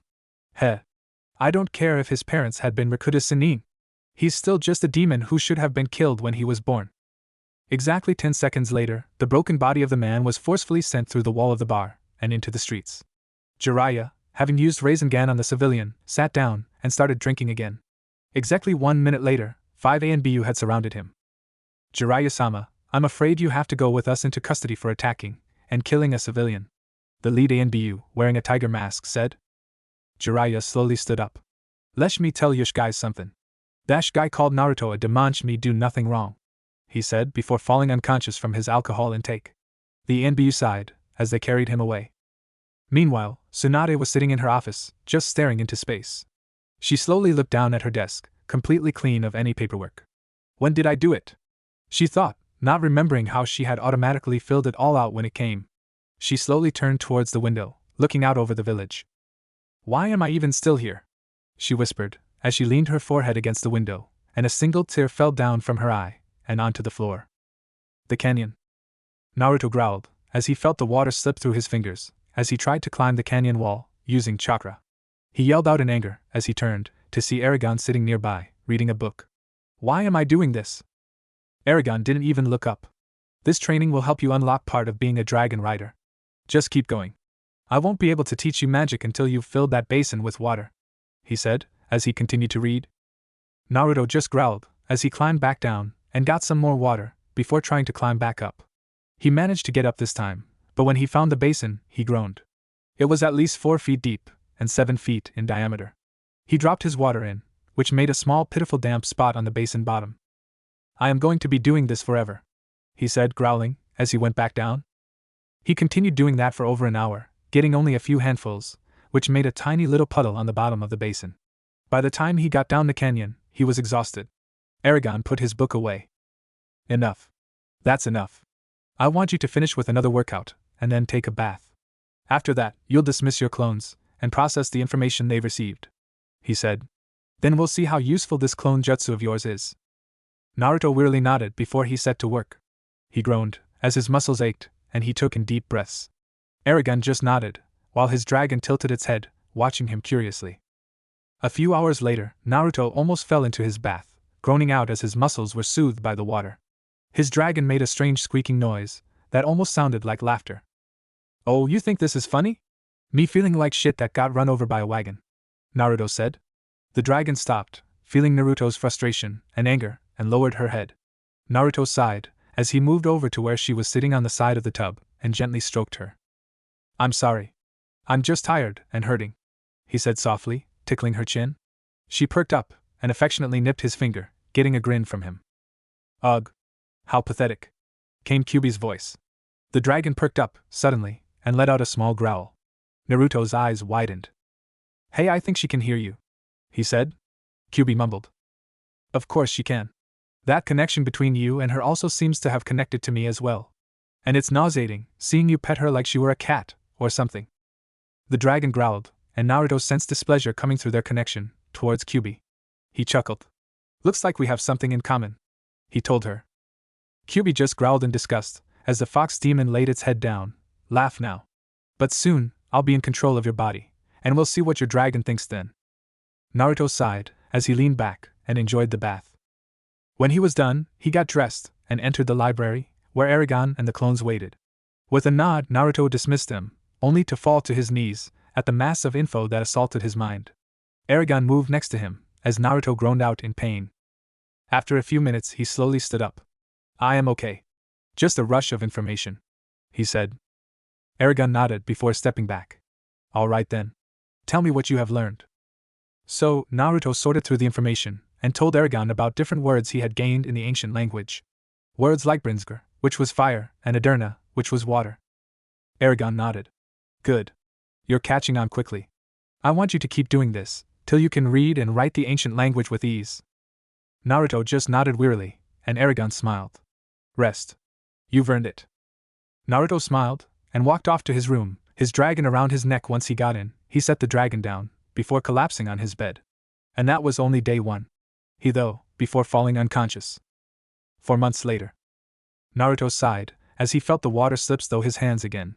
"Kami, how I hate this training," he said to himself, as he started to walk down the cliffside. In the 4 months since he had begun training with Aragon, Naruto found himself adjusting to his new training regime. He was now able to keep up with Aragon in their spars, even though he rarely got a hit on his sensei, let alone win a single match. He also found that he loved reading. He had found a few poems and stories Aragon had translated from Elvish, and he found himself enjoying them immensely. In the forge, he had made a pair of knives, which Aragon had checked over, and announced them to be satisfactory, before melting them down, and having him do them again. Now, the 2 new knives, reinforced by Aragon, were in Naruto's belt, and never left his side. Unlike kunai, these knives were longer and sturdier, meaning they would last longer than a kunai, and under more pressure. As he headed down the cliff, Naruto looked over to his dragon, who was sunning herself on some rocks. Naruto had no idea dragons grew so fast. By the end of their first week together, the dragon was double its size. By the end of the first month, the dragon was 2/3 his size. The cute squeaks had ended, replaced with mighty and earth-trembling roars. She still hadn't breathed fire yet, but Aragon assured that dragons usually didn't breathe fire until they were 6 months old. By the end of the 2nd month, the dragon had actually spoken to Naruto through their mental contact. He had been stroking its head, as it lay next to him, and he looked up to see the sunset, and had whispered, "Beautiful." "Yes," came a feminine voice inside his head. His eyes widened before he looked at the dragon, which was looking at the sunset. "Was that you?" "Yes," came the voice again, as the dragon looked up at him, humor glinting in those golden eyes. Naruto just smiled as he sat back, and stroked its neck. It was then that Aragon told Naruto he should choose a name for his dragon. The reason he hadn't had Naruto do so earlier was because he needed the dragon's opinion on that as well, as it would be her name. He provided Naruto with a list of possible names. Naruto and his dragon went down the entire list, and she refused each and every one of them. Finally, Naruto just came up with a name. "How's Onyxia?" he asked. The dragon lay there, before lifting her head, giving him a smile. It fits," she said before laying her head down. Naruto smiled, as he looked at Onyxia now. In 4 months, she was now large enough for him to ride, but he only did so when she asked, since he didn't want to make her feel like a pack mule. He admired her, in the slowly sinking sun. Her scales were deep black, seeming to reflect the light of the sun, and yet suck it in at the same time. Her teeth and claws were now quite sharp, as were the spikes that ran down her back. Her wingspan had grown considerably, and now, she easily flew through the air soaring. Naruto remembered their first time flying together. Flashback. Naruto watched Aragon finish strapping a leather saddle to Onyxia's back. He stepped back, and nodded to Naruto. "Well, get on. We don't have all day, he said. Naruto hesitantly approached, and slowly climbed into the saddle. His legs slid into restraints that he and Aragon secured, while he leaned forward and gripped a pair of hand grips on the saddle. He slowly nodded to Aragon, before looking at Onyxia. All right, let's go, he shouted. With a roar, Onyxia spread her wings and gave a mighty flap, while pushing off with all four legs. She continued to flap, gaining altitude, while Naruto hung on for dear life. As they went higher, Naruto slowly began to relax and sat up. His eyes widened as he looked around and saw the land around him. It's incredible, he said. Onyxia grinned back at him. It is, she said. Naruto raised his arms up, feeling the air rush around him. He felt so free, so exhilarated. He let out a joyful whoop as they circled the canyon. When they landed, Naruto had a huge goofy grin on his face. That was incredible. We have to do that again, he shouted. Aragon nodded. I thought you'd say that. Flashback ends. Naruto sighed as he sat next to Onyxia and leaned against her side. What is this supposed to be doing? I mean, it's just plain frustrating. What is it teaching? He shouted as he slammed his fist into the raised her head and nudged him with her snout. Patience, Naruto. I know what Aragon is trying to teach you. Just keep trying, she said. Naruto sighed before he got back up and went to the river. He growled as he leaned down and scooped the water up into his hands and headed back to the cliff. But just as he was about to reach it, he tripped on a rock and fell, the water splashing onto the ground. Naruto lay there, staring at the spilt water. He began to shake, feeling his anger well up inside of him. He also felt something else as he slowly got to his knees. He growled, his eyes becoming red as he punched the ground. AAARRGGGHHHHHHH. He shouted, raising up and screaming at the heavens. And in that moment, a blast of energy engulfed him and shot at the water, causing it to spurt into the air and smash into the basin on the top of the cliff. 2. The power then receded back into Naruto, and he slumped, panting heavily. He heard footsteps behind him and slowly turned to see Aragon standing there, looking at him. The two just stared at each other for a few moments before Aragon grinned. You completed your first step in this training. Now I can teach you to use magic, he said. Naruto just slowly nodded before he slumped over, unconscious. Chapter 4. The Birth of a Demon. It took Naruto a whole day to recover from unlocking his magic, during which Aragon began explaining what this power was and the pros and cons of it. Magic is something that every dragon rider is capable of using. It comes from the bond formed between rider and dragon, Aragon said, as they sat in the library. Naruto just nodded. Okay. So what can it do? Aragon shrugged. Basically almost our limits, of course. The first and most important rule is this: don't overexert yourself. With magic, your body has a certain limit. If you pass that limit, you die. No second chances. If you perform a spell beyond your abilities, you die. Naruto paled. Okay, how do I know what my limits are? Aragon moves closer to him. Well, there is no definite way to know your limits. But I will say this. Any spell you use will usually equal how much energy it would take for you to perform it physically. That is, if you were to lift a boulder, it would take you the same amount of magic that it would if you were using your arms and back to lift it. So that could be one way of judging your limits. Naruto nods. Okay, so how do I perform magic? He asked. Aragon nods. That is where the ancient language comes into play. But first, you must actually use your magic. Now what I need you to do is close your eyes and search through your entire consciousness. Find something that hasn't been there before. It should feel like a lump or wall in your mind. When you find it, break into it and draw upon your magic. Naruto just nodded before closing his eyes and searching through his mind. At first, he found nothing but memories and the occasional thought. After 10 minutes, he groaned in frustration. I can't find it, he said. Aragon shook his head. Keep trying. Naruto did so, only to find himself before the gates of Kyuubi's cage. The giant fox sneered at him. This is pathetic. You're too stupid and hyper to think clearly. Now, find this power and access it already, the fox said before moving away. Naruto turned and began wandering his mind. He passed many doors, some containing memories, others emotions. Eventually, he found himself entering a cave, with water dripping to the floor.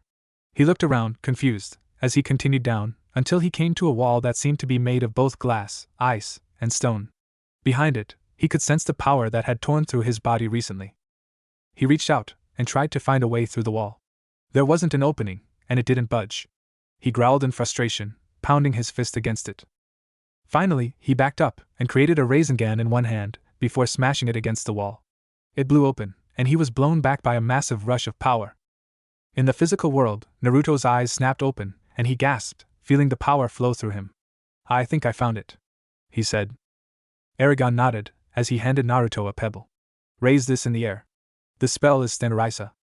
Naruto looked at the pebble, and then called upon the power he just felt, before he uttered, "Stenraisa."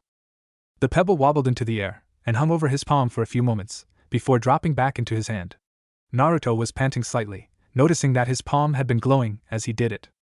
Aragon smiled. "Well done, you've begun to use magic. Now, until I say otherwise, the time you spent carrying water to that basin will be split up. Half the time, I want you to meditate, reaching out, and sensing everything around you. The other half of the time, I want you to continually try and make that pebble float over your hand. Once you've mastered that, we'll move on to your next lessons in magic." Naruto slowly nodded, as he looked at the pebble. He muttered the words again, and the pebble arose again, dropping soon after, as Naruto struggled to control it. He sighed, before doing it again. Aragon nodded, as he watched. "Remember, don't push yourself. With magic, if you train too hard, you will die. Know what your body can take, and only go to that limit." Naruto slowly nodded. "I'll try, but it's usually my norm to push the envelope," he said, putting the pebble into his pocket. Aragon chuckled. "So I've seen. That is all right, in some of your training. But if you push yourself too hard, you're only hurting yourself, instead of helping. For now, rest, study, and talk with Onyxia," he said. Naruto nodded, as he stood up and headed outside, leaving several clones to study. There, Onyxia lay, sunning herself. Naruto softly climbed on her back, and sat at the hollow in her neck. They stayed that way for several seconds before Onyxia spoke up. "I've been thinking about what will happen when we're done training. Will you go back to Konoha?" Naruto sighed, as he thought about this, and replied to her. "Well, I am not sure. I mean, I always vowed to be Hokage. I promised to bring Sasuke back to Konoha. I have plenty of precious people there, but after training with Aragon-sensei, I'm starting to wonder if it's worth it to go back. I mean, I can protect everyone precious to me, even without being Hokage. And originally, I wanted to be Hokage, to gain respect, and be acknowledged, but that's a stupid reason to be Hokage. I can still protect everyone, and bring Sasuke back, but Konoha is my home. Aji-sen always told me I need to protect my home." "Is that what you want, though? Is that what you truly want?" Onyxia asked. Naruto looked down. "I don't know." Onyxia let out a huff, and a puff of dark smoke. "When you do know, tell me," she said before she closed her eyes. Naruto sat back. His mind began thinking over what he and Onyxia talked about. When he was very little, he used to ask the old man about what he could do to make the bad people stop glaring at him. Sarutobi's answer was always the same. He needed to love and protect the village, and its people, and they would eventually recognize him. Naruto slowly began to wonder if that was true or not. Now that he thought about, the old man seemed awfully anxious to try and make sure he protected the village as a whole. Naruto shook his head. "Aji-san would never try to trick me. He was looking out for me," he finally said, as he sat back. And yet, that train of thought still stayed in the back of his subconscious, as he continued his training for the next 6 months. As time went on, Naruto felt that his training was really starting to pay off. He noticed that during his spars with Aragon, he was starting to block more of his attacks, and get a few of his own in. His exercises were becoming less exhausting, and his strength and speed increased dramatically. But what Naruto really improved in was intelligence. His constant studying led to a better grasp on many things he had never thought were needed, or had even heard of before. It was a year into his training, when Naruto took the next major step into becoming a dragon rider. Naruto stood there, the carved stick that served as a training sword held steady in one hand, as he watched Aragon. Aragon waited patiently for Naruto to begin another of their spars. The blonde dragon rider in training charged, making a fast strike at Aragon's head. Aragon parried the blow to one side, and went for an even faster strike at Naruto's neck, which was ducked under. Naruto quickly stabbed at Aragon, who jumped back, before taking a quick step forward, and slashing at Naruto's midsection. Naruto barely avoided the attack, before readying himself again. He took a slow breath, before he charged again. He slashed at Aragon, who blocked it. Naruto quickly slashed upwards, knocking the wooden stick in Aragon's hands upwards, before reversing and slashing down. Aragon leaned back, but not entirely fast enough. The tip of Naruto's branch drew across his chest, signaling that Naruto would have left a cut across Aragon's chest. Aragon nodded, as he readied himself again. Naruto did the same, as the two faced each other. They both charged, and swung, But Aragon was rewarded with his sword getting Naruto's left biceps, while Naruto barely missed Aragon's head. The two turned and faced each other before they charged and attacked again. They both struck each other's sword, and the two branches shattered under the blow. Aragon smiled, tossing the broken branch aside. "Now you are ready for the next step," he said, panting lightly. Naruto raised an eyebrow. "What step?" Making your Aragon suddenly doubled over, coughing, and hacking blood up onto the ground. Naruto was at his side instantly, doing his best to help. Aragon collapsed against him, breathing heavily, and coughing the whole time. Onyxia let out a worried huff, as she rushed over, seeing if she could help. "Sensei? Aragon? What's wrong?" Naruto shouted. Aragon weakly pointed to the cave. "I inside, get me cough inside," he said. Naruto carried Aragon inside, and following his directions, to a smaller room that had medicinal herbs in here. Aragon pointed to a vial with a black liquid in it. Naruto set Aragon down, grabbed the vial, and came back. "How much?" he asked. Aragon weakly took the bottle, and drank it all, before he fell back, his coughing subsiding. He lay there, his chest heaving, as he took deep breaths. Onyxia's presence entered Naruto's mind. "Is he alright?" "I'm not sure," Naruto answered, as he looked at his teacher. "Sensei, what is wrong with you?" he asked quietly. Aragon looked at him. "I'm dying," he said softly. Naruto's eyes widened. What? How? You can't be dying, not unless you were poisoned, or something." Aragon shook his head. "Why, you're wrong. Dragon riders are immune to disease except a rare one that is found in this country, a disease that feeds off of chakra." Naruto's eyes widened. But how can it affect you?" Aragon chuckled weakly. Because magic and chakra are a lot alike," he said. If I still had Saphira, our bond would make me immune, but without her this disease it eats away at chakra, growing stronger, and consuming more. With magic it is the same. Soon, maybe a year, maybe a day, but soon my magic and my life will be completely consumed." Naruto sat there. Isn't there something I can do? A spell or potion, or I could take you to Konoha, and dash." "No, I've already tried. The elves and other great healers of Algesia know nothing of this disease, and thus, know no remedy, and the doctors here, even Tsunade of your village, doesn't know how to stop it. They only know how to slow it down in hopes of a cure, or that it will go away," he said, as he slowly sat up, breathing heavily. Naruto looked down. "I'm sorry, Sensei. I wish I had the strength to help you." Onyxia also felt saddened. Aragon smiled weakly. Don't worry about it. For now, get me to the kitchen, and we'll talk about your next training step." Naruto nodded, as he helped Aragon up, and supported him to the kitchen. There, the blonde began making food for breakfast, after giving Aragon some water to drink. The old rider looked up. "Now your next step is to forge your own sword," he said, as he sipped on the water, occasionally coughing softly, as his throat was still hoarse from the early coughing fit. Naruto looked up. "Really?" he asked. "Are you sure I'm ready? I've gotten better at forging, but I don't know if I can do that." Aragon chuckled softly. "Well, I'll be there to help you. But yes, you need to forge your own sword, and from now on, we'll be sparring with real weapons. Don't worry," he said, as he saw the face Naruto made at that. "There's a spell to blunt the weapons. They'll still be able to break bones, and leave bruises, but they won't be able to cut." Naruto slowly nodded. "Okay. We start tomorrow?" Aragon shook his head. "Yes.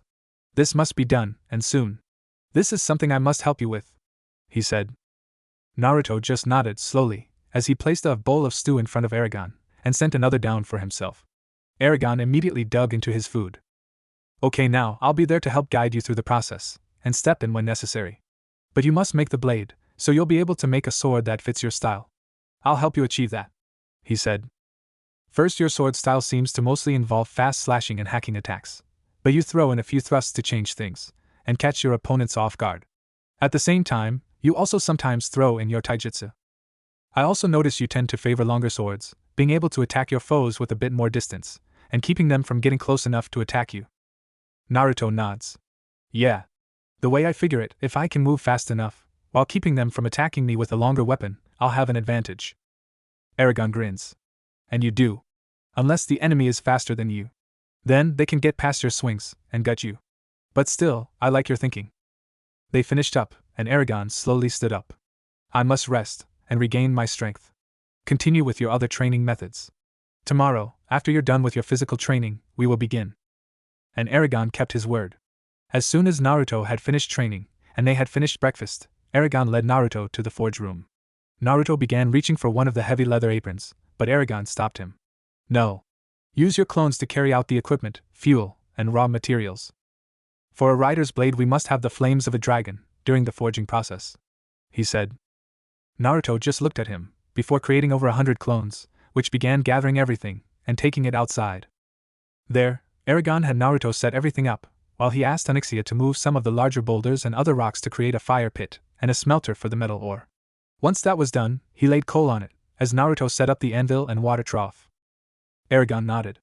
Good. Now choose the ore for your sword, while I begin the fire. Don't be hasty about this. The metal of your word will determine its strength in battle, and can affect it during the forging process. Find the metal that you think best suit your blade, he said, as he began laying small branches in the fire pit/smelter. Naruto began examining each ore, judging it by lifting it, and trying to test its strength. He finally settled on one, and moved it away from the others, while Aragon started the fire. As the fire began to grow, Aragon added larger branches, watching the flames, and occasionally stirring them. An hour later, as the wood burned down to a bed of coals, Aragon nodded to Naruto, who added the metal he had chosen to the fire. Immediately, he and Aragon took up positions at each of the large bellows on each side, and began to pump, blowing fire onto the ore.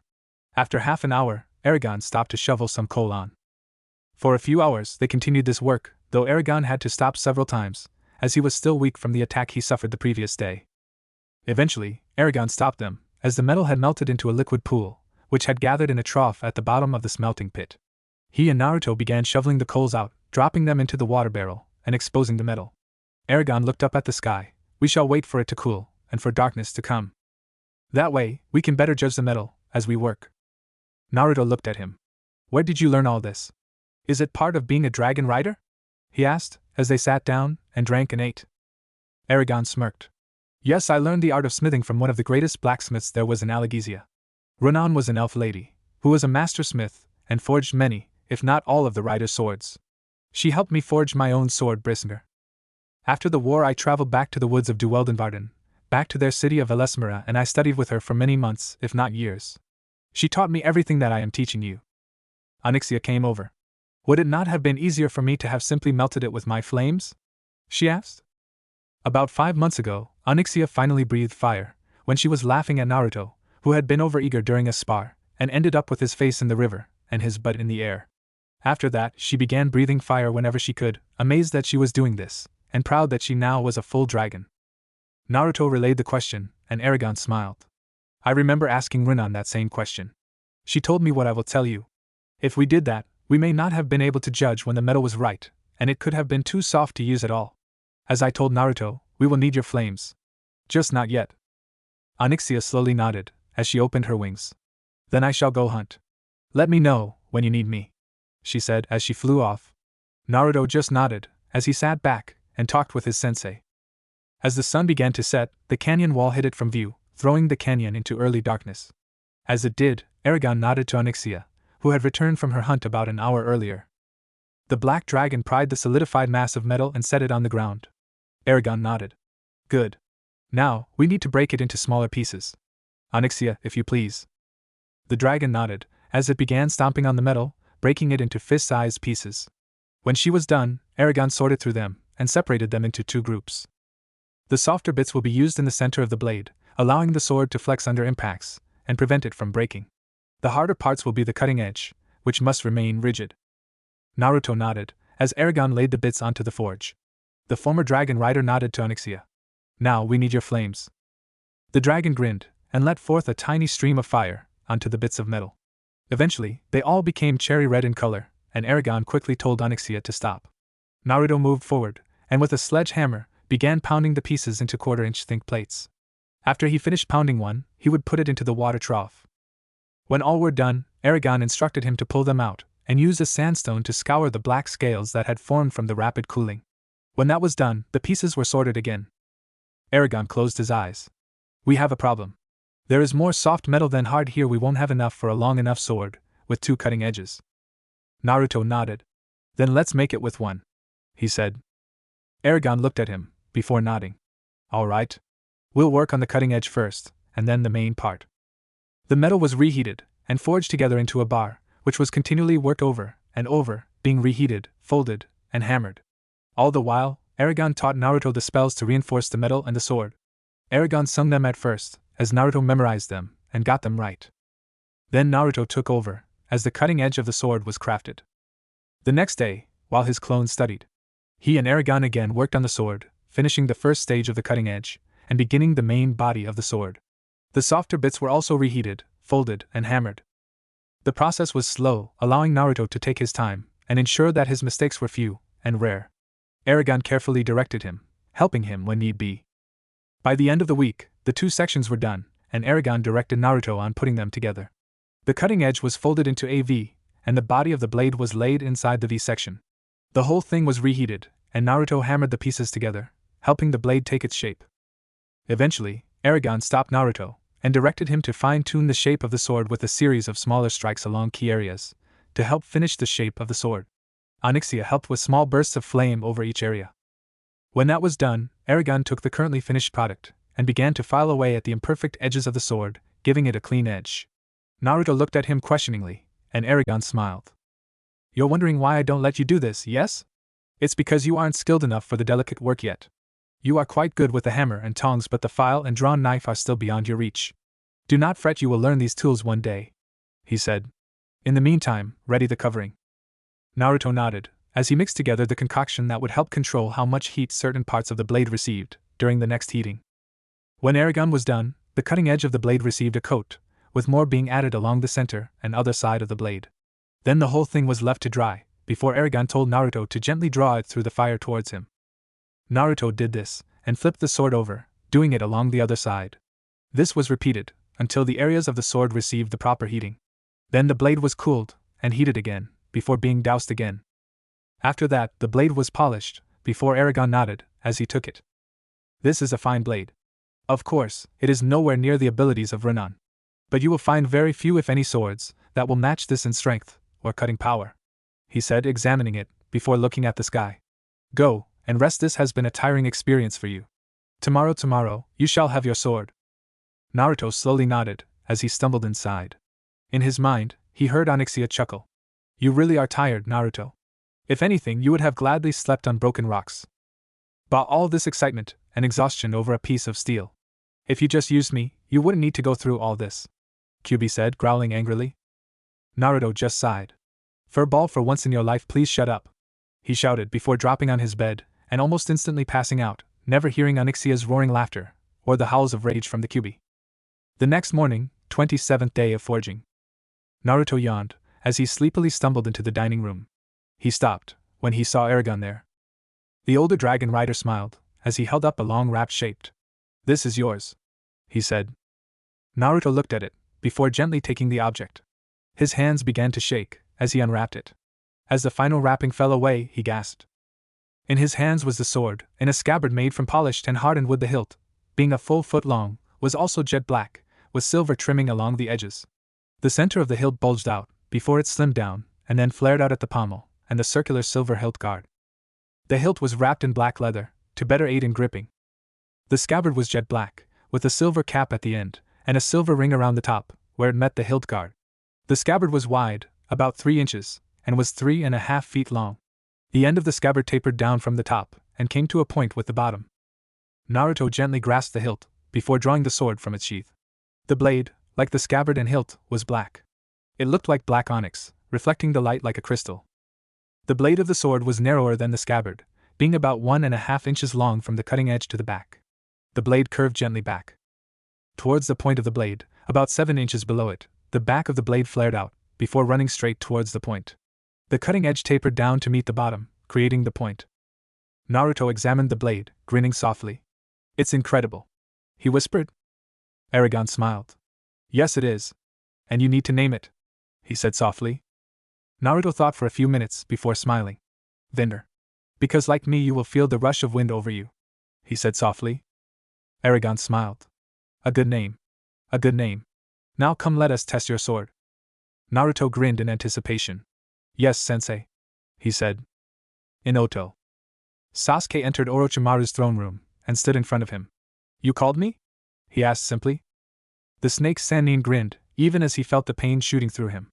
His body was rejecting him, and it was time to gain his true and ultimate form. "Yes, Sasuke-kun. It seems that unfortunately, my time is running out. It is time for me to change bodies, and you know what that means, don't you? Sasuke growled. You promised to help me defeat my brother first.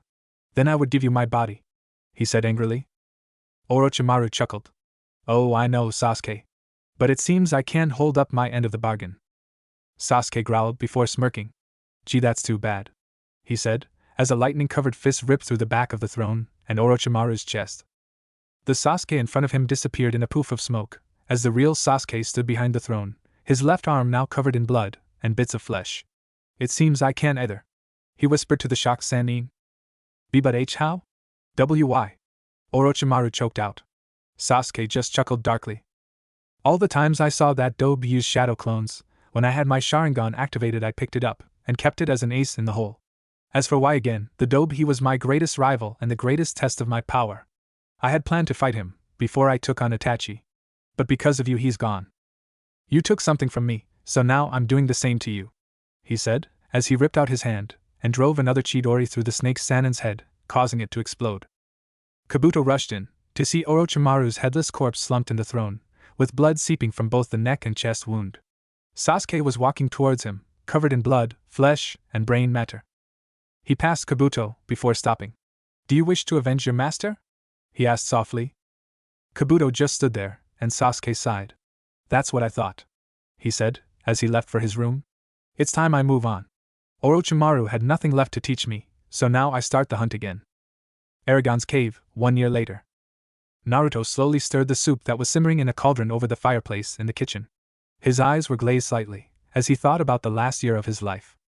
His training had gone well, after the forging of his sword. Aragon had taught him a spell that could block the edge of their weapons, preventing them from slashing, cutting, or hacking. Then, they had begun their spar. Naruto was amazed at the speed and strength Aragon wielded his sword Briskner. Naruto had thought he had grown to be a match for Aragon before, but now he saw the old dragon rider had been holding out on him. After a few weeks of spars, Naruto had finally gotten used to Vinder, and then Aragon made it more difficult. He began training Naruto to fight while wearing armor. He had Naruto wear only chainmail at first, and then proceeded to add bracers, greaves, pauldrons, a helmet, and then a shield. Naruto would get used to each added armor piece, move to the next, and find himself again being smacked around, until he grew used to the next armor piece. His studying of the ancient language also picked up as well, and his repertoire of spells grew with his increase in knowledge and magic. Onyxia continued to grow as well, becoming larger, faster, stronger, and wiser.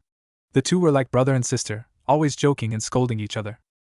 But as Naruto and Onyxia grew stronger, Aragon's health began to deteriorate. His coughing fits grew more frequent, and his strength began to fail him. Not even a month ago, he had become bedridden. Now Naruto spent his time caring for his teacher, along with training. The soup finished, and Naruto slowly poured some into a bowl, before carrying the bowl to Aragon's room. There, the dragon rider lay, his breathing shallow, his skin pale, and glistening with sweat. As Naruto sat beside him, one brown eye opened, and focused on him. Aragon grunted softly, as he tilted his head towards Naruto. Don't bother, I won't keep it down anyways, he said tiredly, his voice revealing the weakened state he was in. Naruto shook his head. You need your strength. He ladled some soup into a spoon, and held it to Aragon's mouth, but the old man shook his head. No, I don't need it.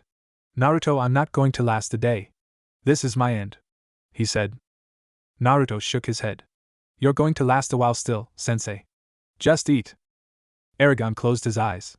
No, Naruto, this is my end. I've lived far too long now, it's my time, he whispered. It's time for me to rejoin my dragon, Saphira, and my loved ones. Naruto closed his eyes, as tears began to form. But I can't lose you, sensei, you've been like a father to me.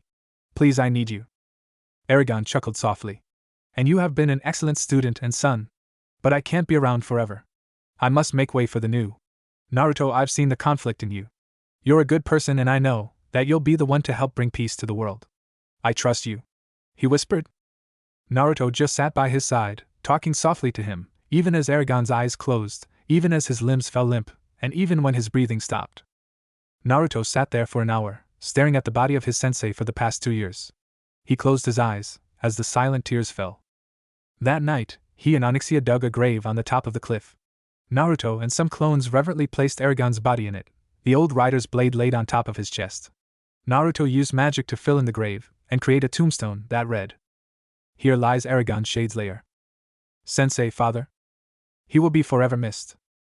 After burying his sensei, Naruto sat in silence, near Aragon's grave. He knew Onyxia was crouched near him, and he sighed, as he turned to face her. So what now? He asked softly. The black dragon shrugged. I'm not sure. All I know is I go wherever you do. But let me ask you this, do you really wish to return to Konoha? Naruto looked at her, as he thought about it. No, I don't. That village, they attacked me, they starved me, beat me, treated me like trash. They would gladly piss on my dying body, but would praise a traitor like Sasuke. After all I've done for them, if I came back, the councils would probably say I deserted Konoha, and tried to execute me. He said in anger, as memories of his past in Konoha surfaced. He began to unconsciously draw upon Kyuubi's chakra. Inside, Kyuubi felt the swirl of sadness and anger that Naruto was feeling. It felt the drain of its power, and it smirked. Now is my time. With his spirit and resolve so weakened, I'll be free. It roared, slamming its chakra against the cage and seal that held it within Naruto's body. Outside, Naruto growled, before stiffening, and then groaning in pain. He doubled over, dropping to the ground. Naruto? Naruto! Onyxia shouted, frantically trying to figure out what was wrong. Naruto found himself in front of Kyuubi's cage, as the giant fox slammed more chakra against the cage bars. The chakra outside the cage, that Naruto had drawn upon, was already growing, feeding off the sadness and anger Naruto had been feeling. The Kyuubi grinned at Naruto. Soon, little mortal. Soon, I'll destroy the seal. Then I'll devour your soul, and take your powers as my own. The Kyuubi began a new assault, as some of the chakra shot at Naruto. Naruto quickly raised one hand. Scholar EKA. Shield me. Kyuubi's chakra smashed against an invisible field, and recoiled. Naruto smirked. You best stop, Kyuubi. If I run out of magic, we both die. Kyuubi grinned. I don't need to defeat you. I just need to stop you, while I destroy this seal. Again, more chakra attacked Naruto, while Kyuubi continued its assault against the seal. Naruto tried to attack, but the chakra continually countered, and set him on the defensive. The paper seal continued to deteriorate, and more chakra came to attack Naruto. The giant fox grinned. Give it up, Naruto. Your moment of weakness has dash. The Kyuubi was interrupted by a roar, and a blast of flames, which drove the red chakra back. Onyxia appeared in Naruto's mind, crouched protectively on front of Naruto. Are you okay? She asked. Naruto nodded. We need to stop him. He's trying to destroy the seal. Onyxia nodded, as she attacked. Naruto did the same with a blast of black fire from his hands. The Kyuubi roared, sending its chakra to counter their attacks. Give it up! I am the strongest of the Biju. I won't be stopped. Naruto growled, as he increased the power of his attacks. I won't stop. I won't let you out, and I won't let you hurt those who are precious to me. He shouted. Kyuubi roared. You're nobody. Who do you think you are to stand against me? It roared, as it pushed Naruto and Onyxia back. The two struggled, and Naruto slowly pushed back. I am Naruto Uzumaki, he shouted, as his power built up against the Kyuubi. I am the student of Aragon Shade's lair. He began to push the Kyuubi's power back. And I am a dragon rider, he roared, as he and Onyxia pushed all their power against Kyuubi's. There was a flash of red and white light, and then all was silent. Chapter 5. Fate of a Mother. 2 years later. The forest surrounding Konoha was relatively peaceful. The birds chirped, and deer, rabbits, and other woodland wildlife continued to search for food, and run and hide from becoming it. In one part of the forest, a similar chase was happening. Only the predator wasn't going to eat its prey. An IWA Chunin stumbled through the trees, running for dear life. Blood soaked his right arm, and covered his face and chest. He panted, as he stumbled, but got back up, and continued running. Behind him, a shadow moved through the trees, tracking the stumbling and running Chunin. The IWA Chunin fell into a small stream, and gasped, as he struggled back up, splashing water everywhere. He quickly started running, before dropping behind a fallen log, and gripped a kunai in his good hand. He slowly lifted himself, and peeked over the log. All was still and silent, save for the small stream, and his breathing. He kept watching for a few minutes, before sighing, and settling down. I lost her, he whispered in relief, as he slowly began to get up. Almost as soon as he was on his feet, a pair of kunai struck his kneecaps, piercing and shattering them. A pair of shuriken embedded themselves into his chest, knocking him off his feet, and sprawling over the log. He screamed in pain, as blood seeped from his legs, chest, and mouth. A figure dropped from the trees, landing in front of him. He slowly lifted his head, grunting in pain. His hazy vision took in his assailant. The figure was a young woman, clothed in form-fitting dark blue pants, black sash around her middle, and long-sleeved top. The top was open from the neck to above her chest, with a mesh shirt visible under the top. She had dark blue sandals on her feet, and black ninja gauntlets on her forearms, which covered the back of her palms, to below the elbows. On her thighs was a pair of holsters for kunai and shuriken. Her lower face was covered in dark blue face mask, with a black-colored demonic-looking mouth on it. Her indigo hair, which was pulled back into a long braid, was covered in a bandana-style blue headband. The metal was dulled, but the symbol of Konoha still shone bright from the middle of it. She slowly reached over her shoulders, where a pair of hilts could be seen, held in a custom double sheath on her back. The hilts were wrapped in blue cloth, with a white Hyuga symbol on each. She pulled the blades out, revealing a pair of hook swords. Each one had kanji inscribed along the flat of the blades, "Innocence Lost." The girl approached, as the IWA ninja trembled in fear. "The blue demon," he whispered. The girl looked down at him. Her eyes would be called lavender, but they were ice cold, making them look almost white. She stared at him as she approached him. He whimpered in fear. "PP, please, mercy." She looked at him, before suddenly dropping to one knee, burying the dagger point of one of her swords into his chest. "I don't give mercy," Hinata Hyuga whispered to him, as the life began to fade from his eyes. In a clearing to the south. Kurina Yuhi sighed, as she looked around the clearing. Team 8 had been through some rough times, in the past 4 years, since the announcement had been made of Naruto's death. Hinata had disappeared then come back, but as a cold person. She no longer smiled, rarely spoke, and seemed focused on one thing, training.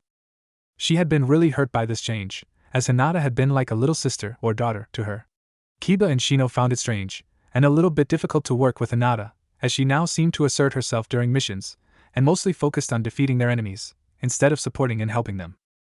She still did her job, so Kurenai couldn't complain, especially since Hinata had made jounin recently.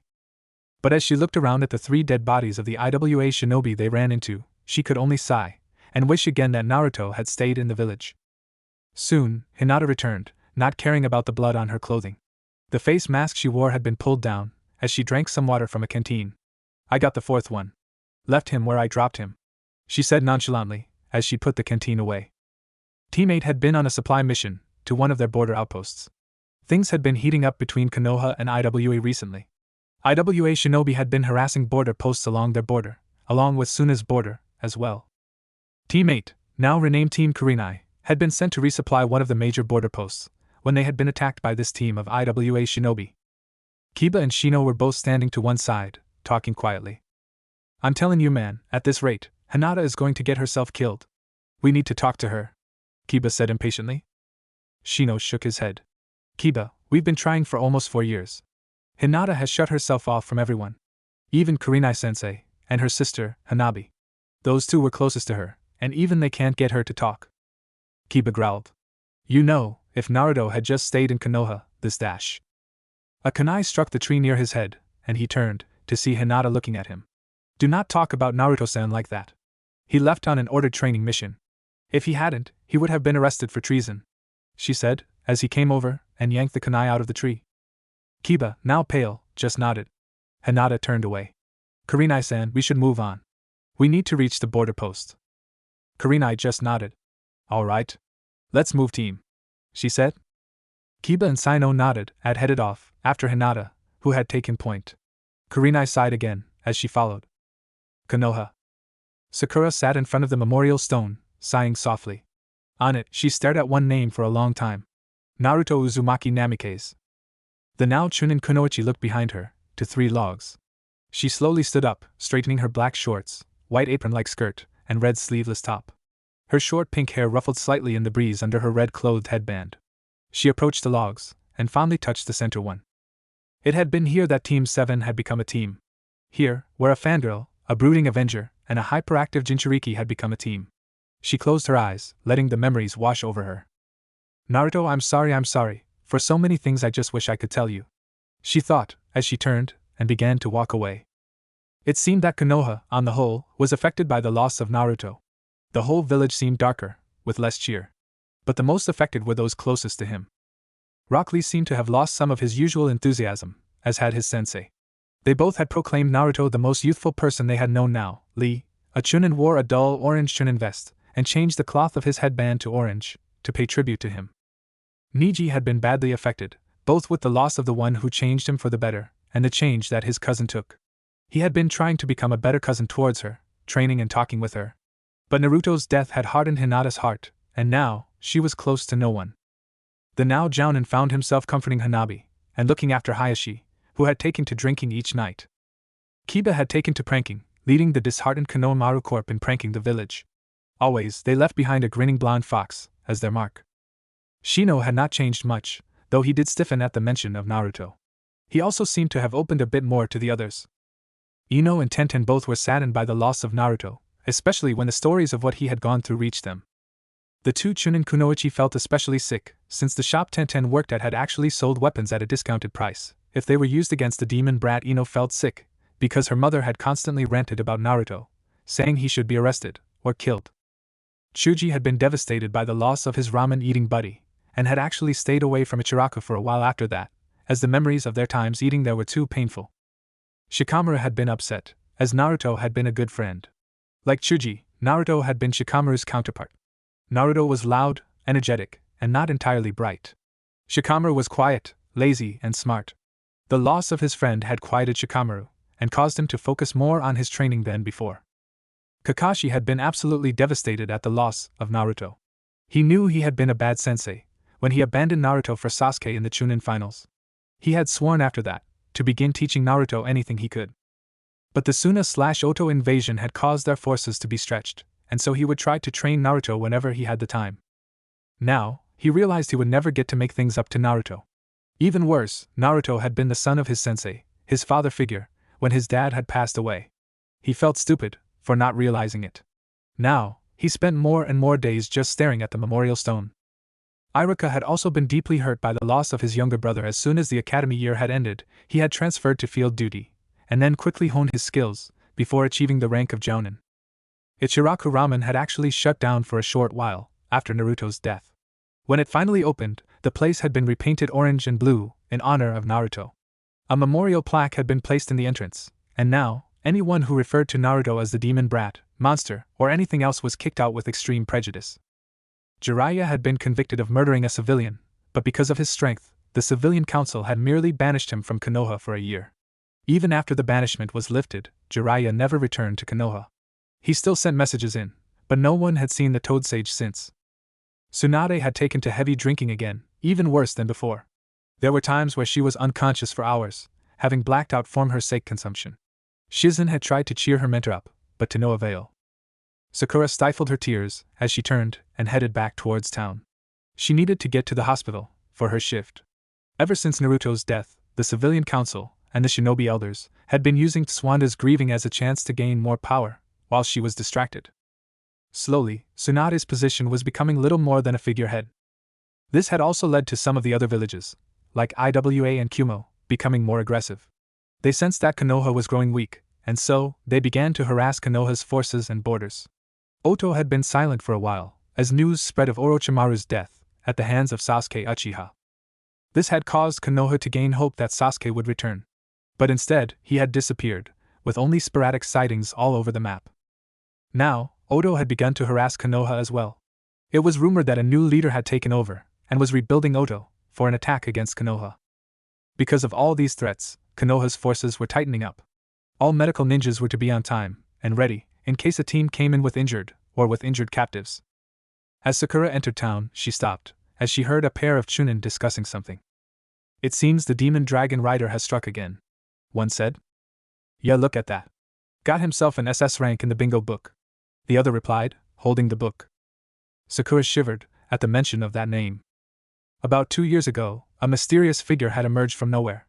A mercenary, standing over 6 feet tall, wearing demonic black armor, and rumored to have a black dragon as his or her pet. He had started off as rumors, small stories of a warrior dealing with bandits and rogue ninjas for poor villages. Then slowly he grew, taking out bigger and larger targets. He hadn't gotten everyone else's attention until about a year ago. A group of Kumo ninjas found the mutilated and rotting corpses of 2 Akatsuki members. Neither body was identifiable, since the heads were missing. Soon after, though, the black-armored warrior, calling himself Oni, delivered the head of Kakuzu to Waterfall Village, and the head of a truly 100% dead Haiden was given to the Hot Springs Village. After that, everyone exploded. This man had single-handedly killed the 2 immortal brothers of Akatsuki. He had jumped to being someone that the entire elemental nations had their eyes on. Or at least they would, if he wasn't so elusive. Sakura shivered again, as she remembered some of the stories she had heard. This warrior was brutal in combat, ripping apart enemies with no remorse. She silently prayed she would never encounter him, or if she did, that she wasn't his enemy. A small town near the grass/earth border. The Dancing Grass, in the small border village in the west of Grass Country, was a gathering place for the villagers to share news over a hot meal and a bottle of sake. And it was a popular stop for travelers heading through the town. But on this day, the tavern was rather empty. IWA raiders had been striking the village, and all the way to Fire Country borders, for almost a year now. Business had gone down, and now, money was saved to buy necessities, instead of a bottle of sake with friends. In one corner, a figure sat, sipping from a small cup. He was a tall man, but any accurate description was hard, because of the clothes he wore. He had on a somewhat loose black robe, with long sleeves. The robe stopped at his waist, but both the front and back had tails that went down to his knees. Under this, he wore a pair of black pants and boots. His face was covered with a hood from the robe, which cast a shadow over his face. He had silver sash around his waist, with a pair of long knives sheathed into it, and a pair of hardened leather bracers on his forearms. As he sat there, a nervous-looking man came over and sat down. He looked at the hooded man. I heard tell that there's been a large amount of talk about demons recently, he said. The man nodded. So I heard. I wish there could be a way to help the people understand that there aren't any here, the man said, now even more nervous. But that would be a lie, wouldn't it? The hooded man asked, as he looked up with his eyes, keeping his face in the shadows of the hood. The nervous man turned his full attention to the hooded figure. So it is you, he said. Call me Oni. Now, what is it that you need? The hooded man asked, as he finished the cup and poured himself, and the other man, another cup of sake. Well, to the IWA Shinobi, there's a fortified base of IWA Shinobi, and they've been raiding our village. As they head to go fight with Konoha, we can't do anything against them, and Konoha won't, unless a war is actually declared. Can you please help us? Oni sat there for several minutes, staring at the cup of sake before him. Then he downed it in one gulp, and nodded. All right. I'll do it, for 50,000 ryo, he said. The nervous man blinked. Why such a low price? He asked. Oni chuckled darkly. Normally, I wouldn't do it for less than 5 million. But since it's IWA Shinobi, that's a discount. And since your village is poor, that's another discount. And because it's a real challenge, that's a third discount. The nervous man nodded. I'll get the payment. Just please take care of them. Oni nodded, as he finished his sake, and paid the bartender, before leaving. Looks like I've got a busy night, he said, as he headed to the northwest. That night, 2 miles past Earth border. The fortified outpost of Rutake, Red Mountain, was one of Iwa's strongest border bases. It controlled the Canyon Pass, which was the only major way in or out of southeastern Earth Country. Any major attack force would either have to pass through the Rukikoku, Red Canyon, or head north or west to the major passes there, and their own fortresses. Rutake was home to a force of 100 IWA Shinobi, who had been well trained as raiders. They would often harass the villages and borders of neighboring countries, pilfer supplies, and fall back across their own borders. The base itself was a large affair. It was constructed on a large jutting section of the Red Rock Canyon walls. The fortress was square, with 50-foot-high walls, towers at each corner, and a large courtyard surrounding the main barracks. Their commanding officer was Raka Katai, a veteran from the Third Shinobi War. He had been a young chunin at the time, and had actually witnessed the birth of the Yellow Flash, when Minato Namikaze slaughtered over 500 IWA Shinobi in less than 5 seconds. Now, at 35, he was a jounin, and took pride in his task force of 100 IWA Shinobi raiders. He also took great pleasure in his 2 favorite possessions. The katana at his side, which was crimson with a swirl for a hilt guard, and another swirl on the scabbard, was one. And the other was the person who had owned it. He entered his private quarters, where his second possession waited. Hello there, Shuribyu's slave, he said, as he walked over to the chained woman. She was dressed in rags, with chakra-suppressing and draining seals visible under them. She had long red hair, which had been roughly cut at one point, as it grew uneven. One of her eyes was blackened, and the other slightly shut by swelling, but you could still see the brown in her eyes. She trembled slightly, bowing her head. Hello, Katai-sama? She said in a barely controlled voice. Katai smiled, as he came near her. I still see you have some defiance in you, Shuribyu. Perhaps another beating will change that? He asked, as he began to stroke her face. He pulled back quickly, as the woman lunged at him, barely restrained by the chains that held her. I'll kill you, you pig! I'll kill every last one of you damn IWA neens! She shouted before she was backhanded and sent crashing to the floor. Raka shook his hand slightly as he stood over her. You damn bitch, maybe I should try something else to break your spirit. I know your last 6 masters have failed, but I won't tonight. We'll see how well you scream, he said, as he turned away and walked off to his office to work. The woman lay there, breathing heavily, as she slowly pushed herself up. She was shaking and crying slightly. Minato-kun, I'm sorry, I wasn't strong enough. I said hope Naruto is safe. She slowly sat down as she began to cry silently.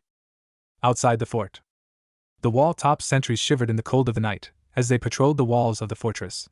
They weren't especially vigilant, as they were sure news would have reached them if one of their enemies had begun to march against them. Even a sneak attack would be hard-pressed to take them, as their position on the canyon wall, along with their numbers and defenses, meant that it would take at least a force of 400 ninjas to take the fort, or a highly confident Sannin-level opponent. It was because of this confidence in their own superior defensive position, and the darkness of the night, that the sentries didn't notice the black speck in the sky, moving towards them. High above, moving almost silently through the frigid night air, with only the moonlight revealing the ground below, a giant black dragon flapped through the air. And on its back was a black armored figure. The figure was wearing a black, long-sleeved chainmail shirt and chainmail leggings. Over this, he had on a black tabard, with silver lining the shoulder openings, neck, sides, and bottom, along with a silver dragon emblem on the front and back. Pauldrons made of several loose rivets of black steel covered his shoulder, with black clawed metal gauntlets covering his fingers, hands, and forearms. His legs were covered in black greaves, with a single spike rising from each knee. His feet were covered in black sabots, too, with 3 claws at the end of each foot. His head was hidden behind a cylinder-like black helmet, which pointed down in the front and slanted inwards at the top. The helmet had 2 eye slits, and numerous breathing holes where the mouth would be. The helmet was fearsome-looking, with silver dragon-like eyes, and a growling mouth painted over the eye slits and the mouth area. A row of spikes started from the front of the top of the helmet, and went to the back. A pair of flared back wings swept from the sides, past the back of the helmet. The figure's helmet turned towards the fortress, which looked to be as big as a napkin to the armored figure. He looked back to his dragon. Guess it's time for my entrance, the figure said in a deep, demonic-sounding voice. The dragon just seemed to grin, as it folded its massive wings, and dived. The wind whistled around the pair, being the only noise, as they descended towards the fortress at rapidly accelerated speed. About midway down, the dragon rolled, and the figure on its back let go, falling from his ride. He descended towards the fortress, spread-eagle, as the wind whipped around him. Suddenly, in the palm of his right clawed gauntlet, chakra began to form. It slowly turned into a swirling ball of chakra. The figure muttered a few words in a strange language, and the wind seemed to change direction and force, causing the figure to be spinning towards his left. He continued to corkscrew, falling to the fortress, with the ball of chakra in hand. At this moment, an IWA Chunin looked up from the cigarette he was lighting, in time to see this spinning figure launch the small ball of chakra. He instantly recognized what it was though, as every IWA shinobi knew, and feared this jutsu. Attack! He shouted, as the ball of chakra blasted into the wall near him. It caused a massive explosion of stone, sending shrapnel everywhere. The Chunin fell, with stone fragments lodged in his right eye, chest, and throat. As the figure neared the fortress, the black dragon swooped down, grabbing him up in its claws. Below, IWA shinobi poured out for the barracks, only for the first group to be fried, as the dragon unleashed a torrent of flame upon them. Their charred and smoking bodies fell to the ground. Above, the dragon dropped the figure, who flipped and landed on one hand and knee. As IWA shinobi began to charge at him, he slowly stood up, holding out his right hand, as a red aura began to grow around him. Suddenly, a long, curved blade appeared in his hand, as he slowly looked up. The IWA shinobi froze, as the eye slits suddenly glowed a bloody red. The figure chuckled darkly, as it swept its blade to point at them. "Playtime," he said, as he suddenly charged, and swung his sword. Raku ran from his room, and straight into an IWA jounin. "What's happening out there?" he shouted. The jounin seemed to be at wit's end. "The demon! It's the demon! He's come for our souls!" the man screamed until Raku slapped him. "Get a hold of yourself!" he shouted, as he shoved him to one side, and rushed to a nearby window into the courtyard. What he saw stunned him. A black armored man was tearing through his shinobi with incredible speed. The bodies, limbs, and blood of several already littered the ground. The armored man blocked in kunai with his left hand, as he rammed his sword through the shinobi's gut. He slashed to one side, spilling organs and blood as he blocked a tanto aimed at him. He kicked at his blocked opponent, opening his stomach with the claws on his foot. As he readied for his next opponent, a hail of shuriken and kunai were launched at him. He rolled to one side, as most missed. The few that did hit were either deflected by the chain mail or armor. The armored figure raised in hand and shouted, "Doth Dromr! Death Dream!" As one, the group that had launched the attack froze, before some screamed, and they all fell dead. The armored figure turned, as he parried an attack thrust made at him with a ninjato. He elbowed the wielder of that sword in the face, ran another ninja charging at him through with his sword before whirling, beheading the first IWA shinobi. Another IWA shinobi finished the hand signs for a jutsu, and created a massive blast of wind. The armored figure whirled, holding up one hand, and shouting Brissinger. Black flames leapt from his hand, and engulfed the wind blast, fueling it, and causing it to grow stronger. Then the flames overpowered the wind, and shot at the IWA shinobi. He was engulfed, and when the flames died, nothing but ashes and a scorch mark were left. Raka quickly retreated into the building, and rushed back to his rooms. There, he grabbed up the katana, and unsheathed it, before grabbing the slave woman, and cutting the chains. He dragged her up, and dragged her along with him, as he headed back out. Outside, the IWA shinobi were finally beginning to surround the armored figure that had attacked them. One jounin was running through hand signs behind the warrior's back, when suddenly, he was yanked into the air. His lower torso, with a part of his spine sticking up from his severed body, flopped down in a spurt of blood, as the massive black dragon gulped down the upper half of the jounin, and roared into the night sky. At this, the IWA shinobi broke ranks. They were unwilling to face off against a beast of legends, especially when it was paired with the demonic figure that tore through their ranks. Even as they fled, the man and dragon continued to attack. The dragon swept its tail, sending several IWA ninja flying, and smashing into the ground. It stomped down on another with one massive front leg, crushing the man's ribs, and causing him to spit up blood before he died. Raka came out, to see his men broken and running. Countless bodies, or the remains of bodies, littered the courtyard, as the armored figure and his dragon turned to the commander of the fortress. The famed demon dragon rider raised his sword, and pointed at Raku. "You have lost this fight. Release the woman, and return to IWA, and tell him of what has transpired here," he said, his eyes glowing red behind his now blood-stained helmet. Raka laughed, as he held the sword to the woman's throat. "Ha! You really think I'm that done? She'll be my insurance policy that you don't kill me," he said, as he dragged her upright. He began edging to the gate. The armored figure chuckled back. "Wrong move," he said, his eyes connecting with Raka's. Suddenly, Raka felt immense pain, as he let both woman and sword go. He stumbled back, the pain fading, before he realized that those glowing red eyes were right in front of him. He stumbled back, as the figure chuckled. "You fool, I have power like you wouldn't believe. If I wanted to, I could kill you with a single thought. But Eno, I have more honor than that. You can stay, and die with weapon in hand. Or like your men flee with your life. It's your choice," he said, as he backed up, and kicked a discarded ninjato to Raka. Raka looked at it, before grabbing it up, and charging. He swung at the figure, who blocked with his long blade, and countered. Raka ducked under, before striking with a thrust. The man parried it to one side, before elbowing him in the face.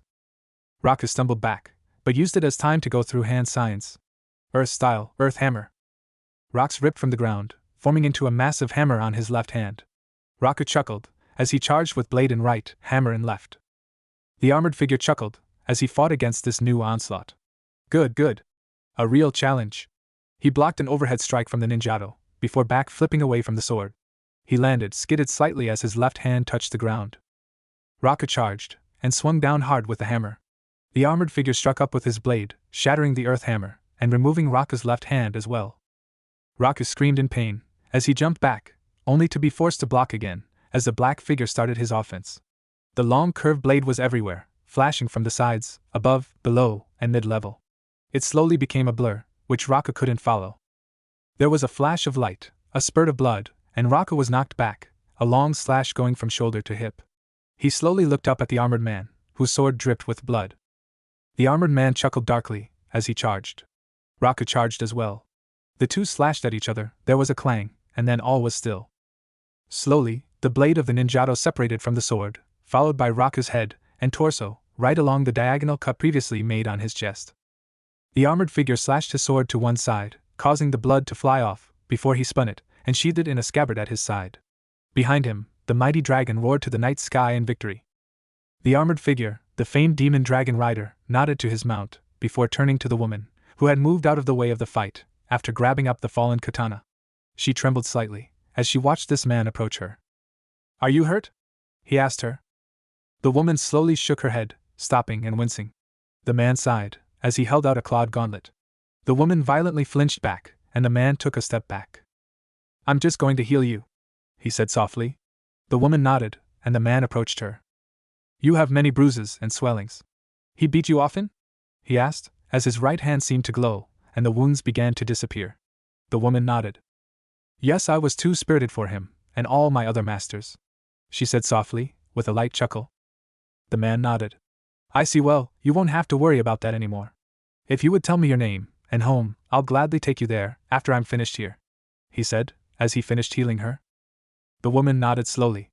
"My home is Konoha no Sato and my name is Kushina Uzumaki Namikaze," she said. The man stiffened. What was that?" he asked, his voice changing to a normal human-sounding one. "My name is Kushina Uzumaki Namikaze, wife of Minato Namikaze, the Yellow Flash and Yandame Hokage of Konoha," she said. The man just stood there, before he slowly reached up and undid the strap on his helmet. Kushina stared in amazement, as he slowly pulled the helmet off. His head was covered in a chain-mail coif, hood, that hid his hair. But his face was visible. The blue eyes, the 3 whisker marks on each cheek, and the rough beard growing on his face. Kushina gasped, as he looked at her, his eyes wide. "And Mom?" he asked softly. Kushina stood there, as he gently touched her face. She slowly reached out to him, her eyes fluttering. "And Naruto?" she asked, as she fainted. The last thing she saw and felt was him catching her, crying out his name. Then all was blackness. Chapter 6. The Tale of Kushina. A fire sputtered, providing the only light in the cave it had been built in. Naruto sat against one of the walls, as he looked at the sleeping form of his mother. He sighed, as he looked back at the flames, while polishing and cleaning his sword. Soon after his mother had fainted, he had sent clones to free the slaves in the fortress, and gather stolen supplies and riches. The clones had taken the supplies and riches back to the village, minus the amount for the job. Afterwards he left, heading southeast, to Wave Country, which had become his base of operations, after that fateful day. Flashback. The blinding flash of light faded, and Naruto lay on the ground, panting heavily. He slowly stood up, groaning as he did. "Onyxia? You okay?" he asked. "Yeah, you?" "Yeah, what about that fox?" he thought, as he entered his mindscape. He soon came to the large cage. "Where are you, Kyubi?" he shouted out. "Here, master." The fox's voice rumbled from behind the bars. Before the fox appeared, only there was no aggression in its eyes. "Master? What are you talking about?" Naruto asked, angry and confused. The fox withdrew its head, and then a figure appeared. This figure was a young woman, wearing a black kimono with a crimson obi, and a crimson 9-tailed fox design along the bottom of her kimono. She had long red and black streaked hair that reached to mid-back. A pair of fox ears and 9 fox tails were the only thing that told Naruto this wasn't a human. The woman bowed her head. "Naruto-sama, since you defeated me in combat, I am now your loyal servant, though I really don't like the idea of submitting to a human," she said. "As you've probably guessed, I am the Kyubi no Kitsune, and dash." "You're a girl?" Naruto asked. Kyubi growled. "Yes, did you expect me to be a guy? Are only males capable of being the most destructive being on the planet?" she asked, her crimson eyes glowing in anger. Naruto shook his head. "No, it's just the voice sounded male, that's all. I have no problems with strong women," he said. Kyubi sighed. "Yes. Well, I am the Kyubi no Kitsune. And since you and your dragon defeated me in combat, I must now follow your every command, as required by demon law. Not only that, but since I'm sealed in you, my power is now yours to command," she said, bowing again. Naruto sighed. "You don't have to bow. I know you're only doing it because you have to," he said. Kyubi stood straight. "Very well, Naruto-sama," she said. Naruto sighed. "Well, can you tell me what it is I can do now?" Flashback ends. Naruto was drawn from his thoughts, as his mother began to stir. He turned, as she began to sit up, the blanket over her falling off. She began looking around, until her eyes landed on him. "And Minato?" she asked hesitantly.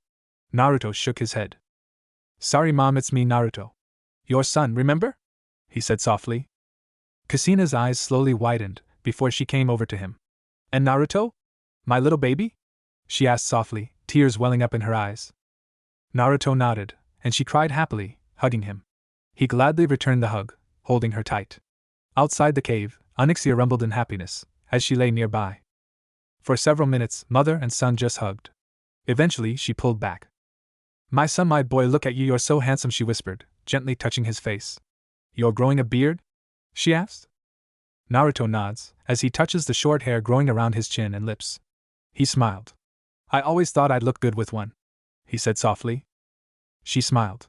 Naruto, you look so much like your dad, but wait, you're the demon dragon rider? She asked, suddenly remembering the situation under which she had first met her long-lost son. What happened? What's happened in your life? She asked. Naruto sighed. It's not exactly an easy tale, he said softly. Kushina blinked.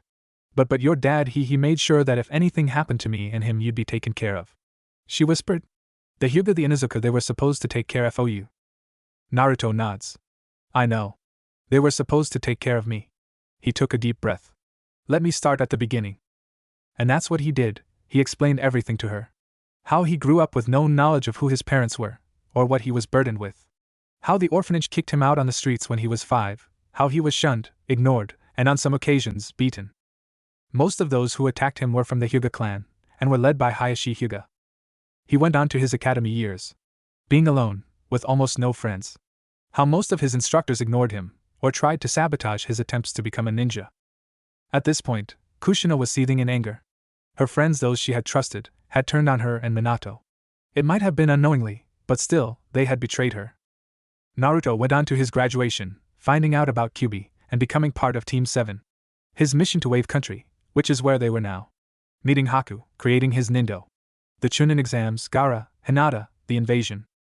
Bringing Tsunade back to be Hokage, Sasuke defecting to Orochimaru, his attempt to bring him back, and all his adventures, leading up to his training trip.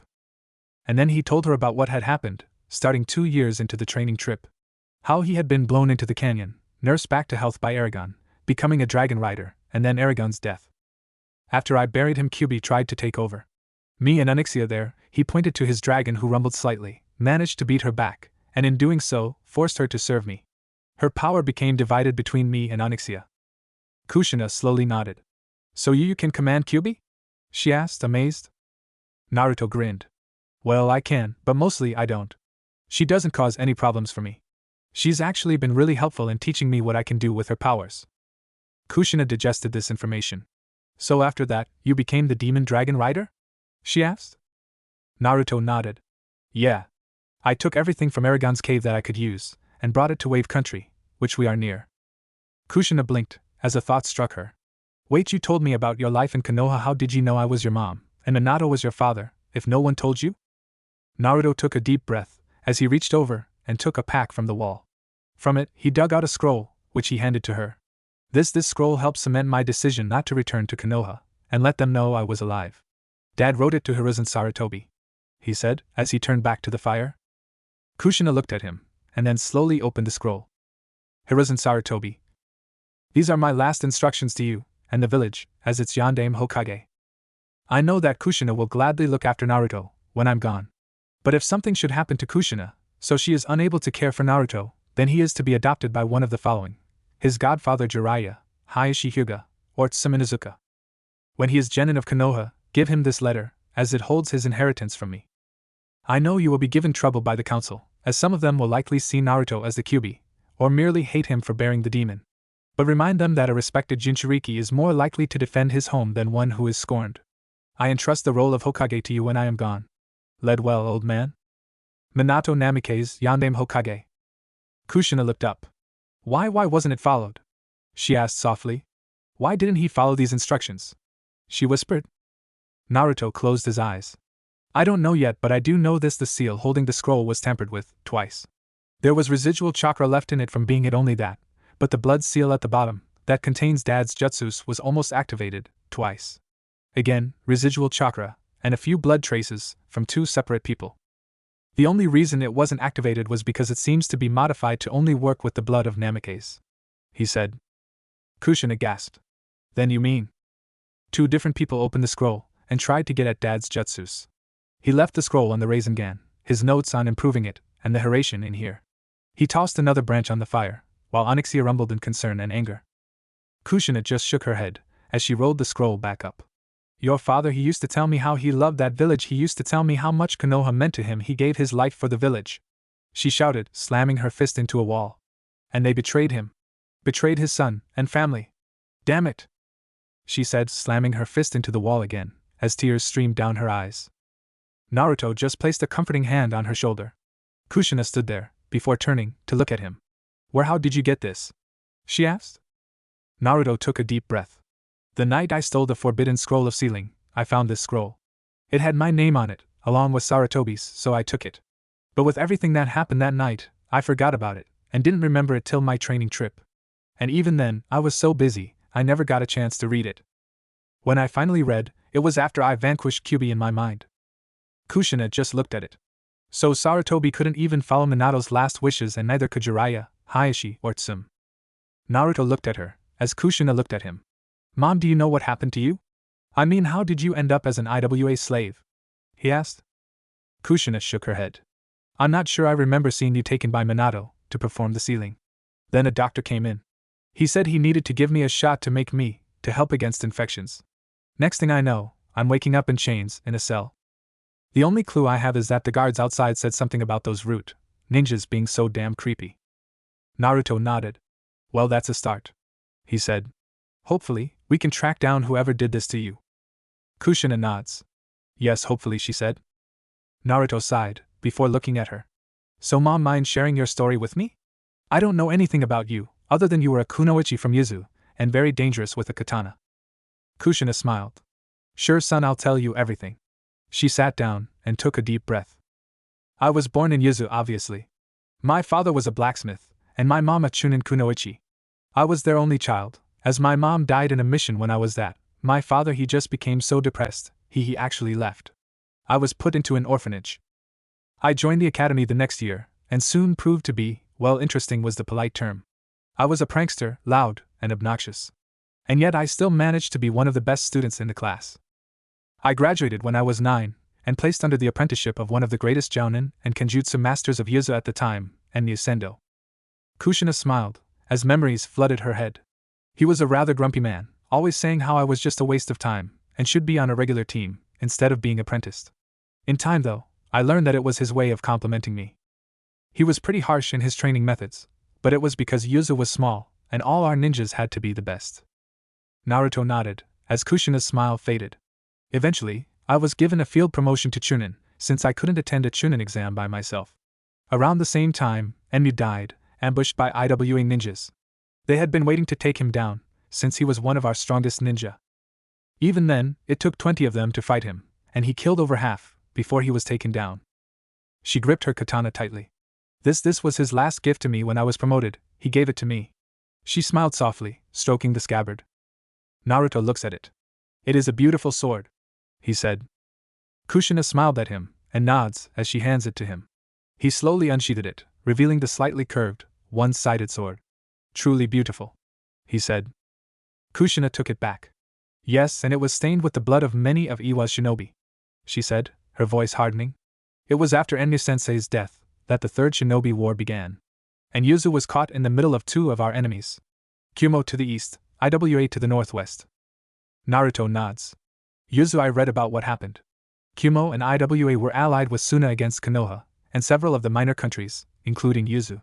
But before aid could get to them, Yuzu was wiped out by a combined assault from IWA and Kumo.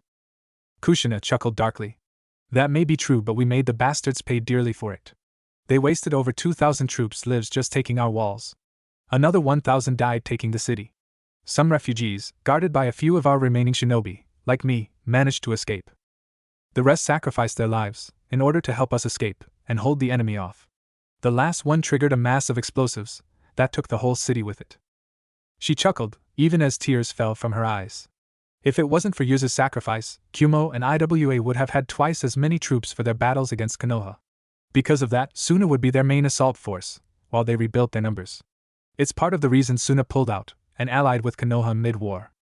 Because IWA and Kumo were forcing them to make all the really dangerous attacks and assaults. Naruto placed a hand on her shoulder, and she looked up, smiling at him, as she wiped away her tears. Anyways, we headed to Konoha, and the Sandaime let us become Konoha citizens. I actually went on to become a jounin, and then a NBU member of Konoha. And it was then that I met your father. Her smile widened. We were on a joint mission, actually. I had seen him around the village. He was handsome and strong, but I always figured him to be a womanizer, considering all the girls who were following him. Turns out, he was nothing of the sort. I found that out during the mission, when this one woman practically threw herself at him, and he politely turned her down. We got to know each other better, and became friends after that mission.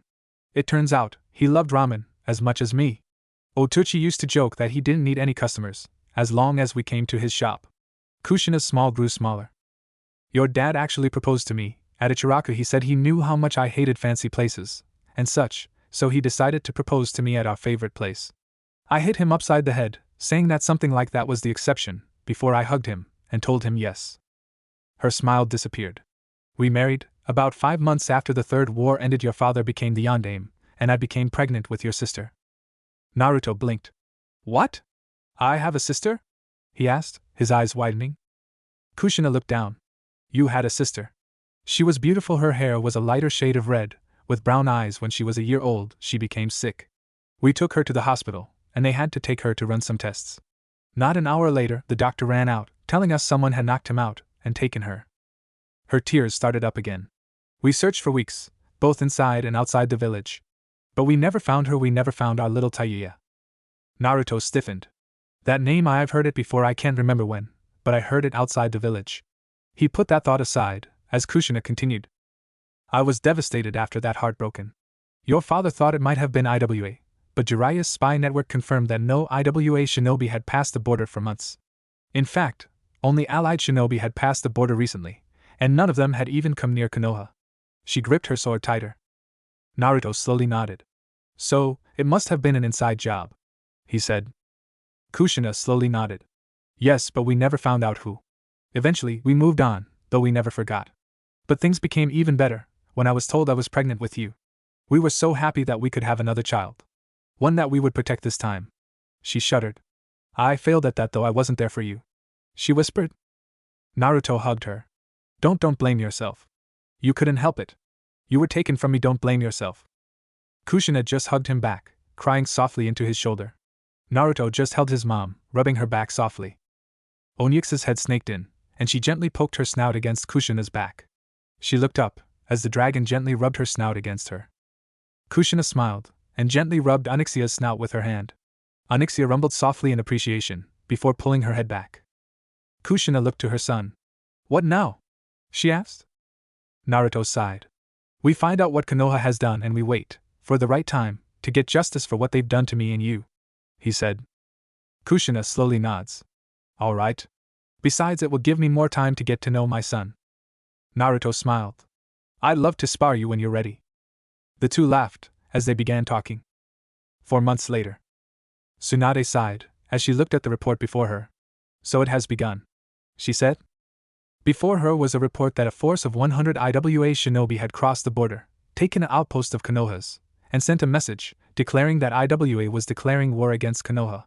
Siding with them were Kumo and Oto, whose new leader remained a mystery. She sighed. Konoha would have a tough time. They had Suna, who would stand by them, but only because Naruto helped their new Godame Kazekage, Gaara.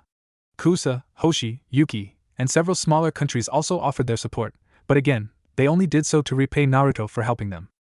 She took a deep breath, as she looked up at the 4 pictures of the former Hokages. Why am I even still here? She asked them. She looked down, before snapping her fingers. An ANBU appeared. Gathered the council, we have a war to prepare for.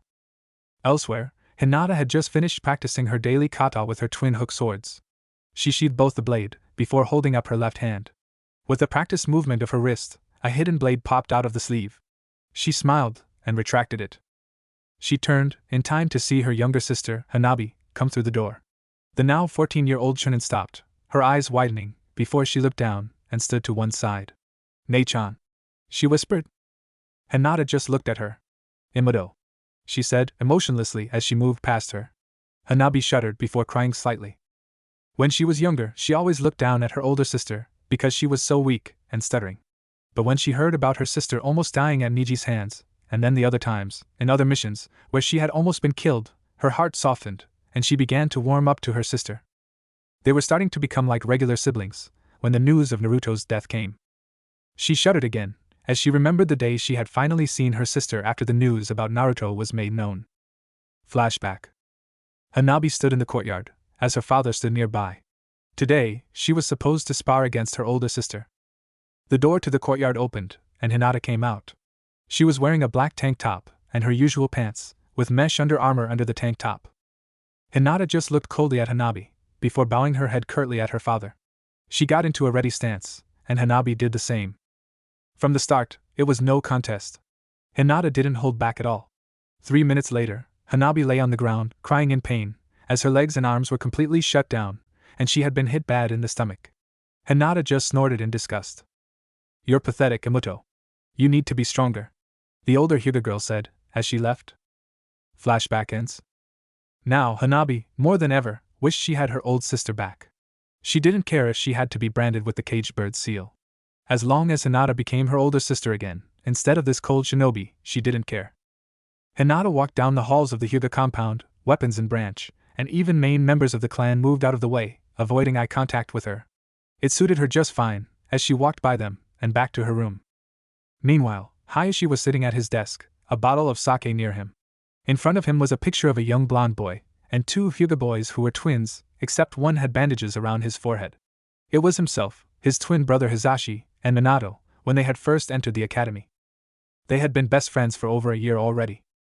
He just looked lifelessly at the picture, as he took a swig of sake from the bottle. "Look at us now, Hisashi dead for me, Minato dead protecting the village, and I survive, to be a traitor to both. I wasn't able to protect Niji, and I attacked Naruto Kami above, just take me now." There was a knock at his door, and he set the bottle aside. "Come in." A branch member entered. "Hayashi Dano, the Hokage has called a meeting of the council. She says it's quite urgent." Hayashi nodded, as he got up. "Thanks, you may go," he said, as he straightened his robes. He took one last look at the picture, before sighing, and leaving. Konoha Council Room. The various civilian and shinobi members of the council were talking to each other, when Hayashi finally arrived. He simply sat in his seat, and Tsunade nodded, as she slowly stood up. "I know you are all wondering why I have called this meeting to order. I just received disturbing news. 4 days ago, a force of IWA shinobi crossed the border, and took out one of our outposts. They then had a message delivered, stating that IWA, Oto, and Kumo are declaring war upon Konoha." There were mutters around the council chambers, before Danza finally spoke up. "If that is the case, then I suggest we mobilize our forces, and prepare," he said. "I, of course, offer the use and support of my personal security force, in the defense of the village itself." Tsunade sighed. "I'm afraid that's not enough. IWA and Kumo have been building their forces for months now, and Oto is said to be stronger than ever. Not only that, but Kumo still has 2 very well-trained Jinchuriki under their command." She looked around, at the saddened looks of some of those present, and the angered looks of others. "Perhaps if the QB container had been properly trained, as I suggested, then we wouldn't be in this situation, would we?" Danza said, glaring at Tsunade with one good eye. Tsunade glared back. "Let's see, Danzu. Should the son of our greatest hero be given to a warhawk like yourself, so he can be turned into a mindless drone, who would fight only for you, and not Konoha, or should he be trained like a normal shinobi, and learn the values of teamwork, friendship, and patriotism, thus causing him to be one of the greatest shinobi this village has? I think I'll go with the second," she said. Danza growled, but backed down. Tsunade looked around. "Our position is not good. We have the aid of multiple villages, including Suna. But it's not enough, especially since all those villages will want to defend themselves as well, and all those villages are only helping us, because of one person, Naruto. Without him here, they may not be as helpful as they would with him here. Which is why I'm proposing we hire some additional help." Shibi nods. "This is a sound idea. But who will we hire?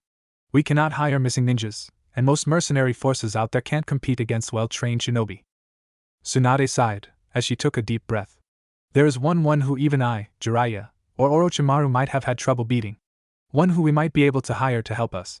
The Demon Dragon Rider." There were murmurs around the table, and Hamura finally stood up. "You want us to hire him? He's an SS rank target in the bingo book. Why would he help us?" Shikaka nodded. "No, she's right. He's not actually a missing nin. If we can hire him, he'll be able to greatly bolster our ranks. You remember the stories and rumors we've heard about what he did to Rutake." The others began to nod, including Danzu. Tsunade looks around. "All those in favor?" she asked. Almost all the hands went up. She nodded. "All right then. I'll send a team to try and track him down.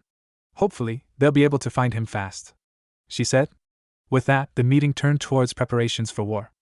What if Naruto is a dragon rider? Thanks for watching my video till the end. If you enjoyed this content, then do consider subscribing to my channel, and leave a like if you guys need the next part. Comment down, and thanks for watching the video, and see you guys in the next video.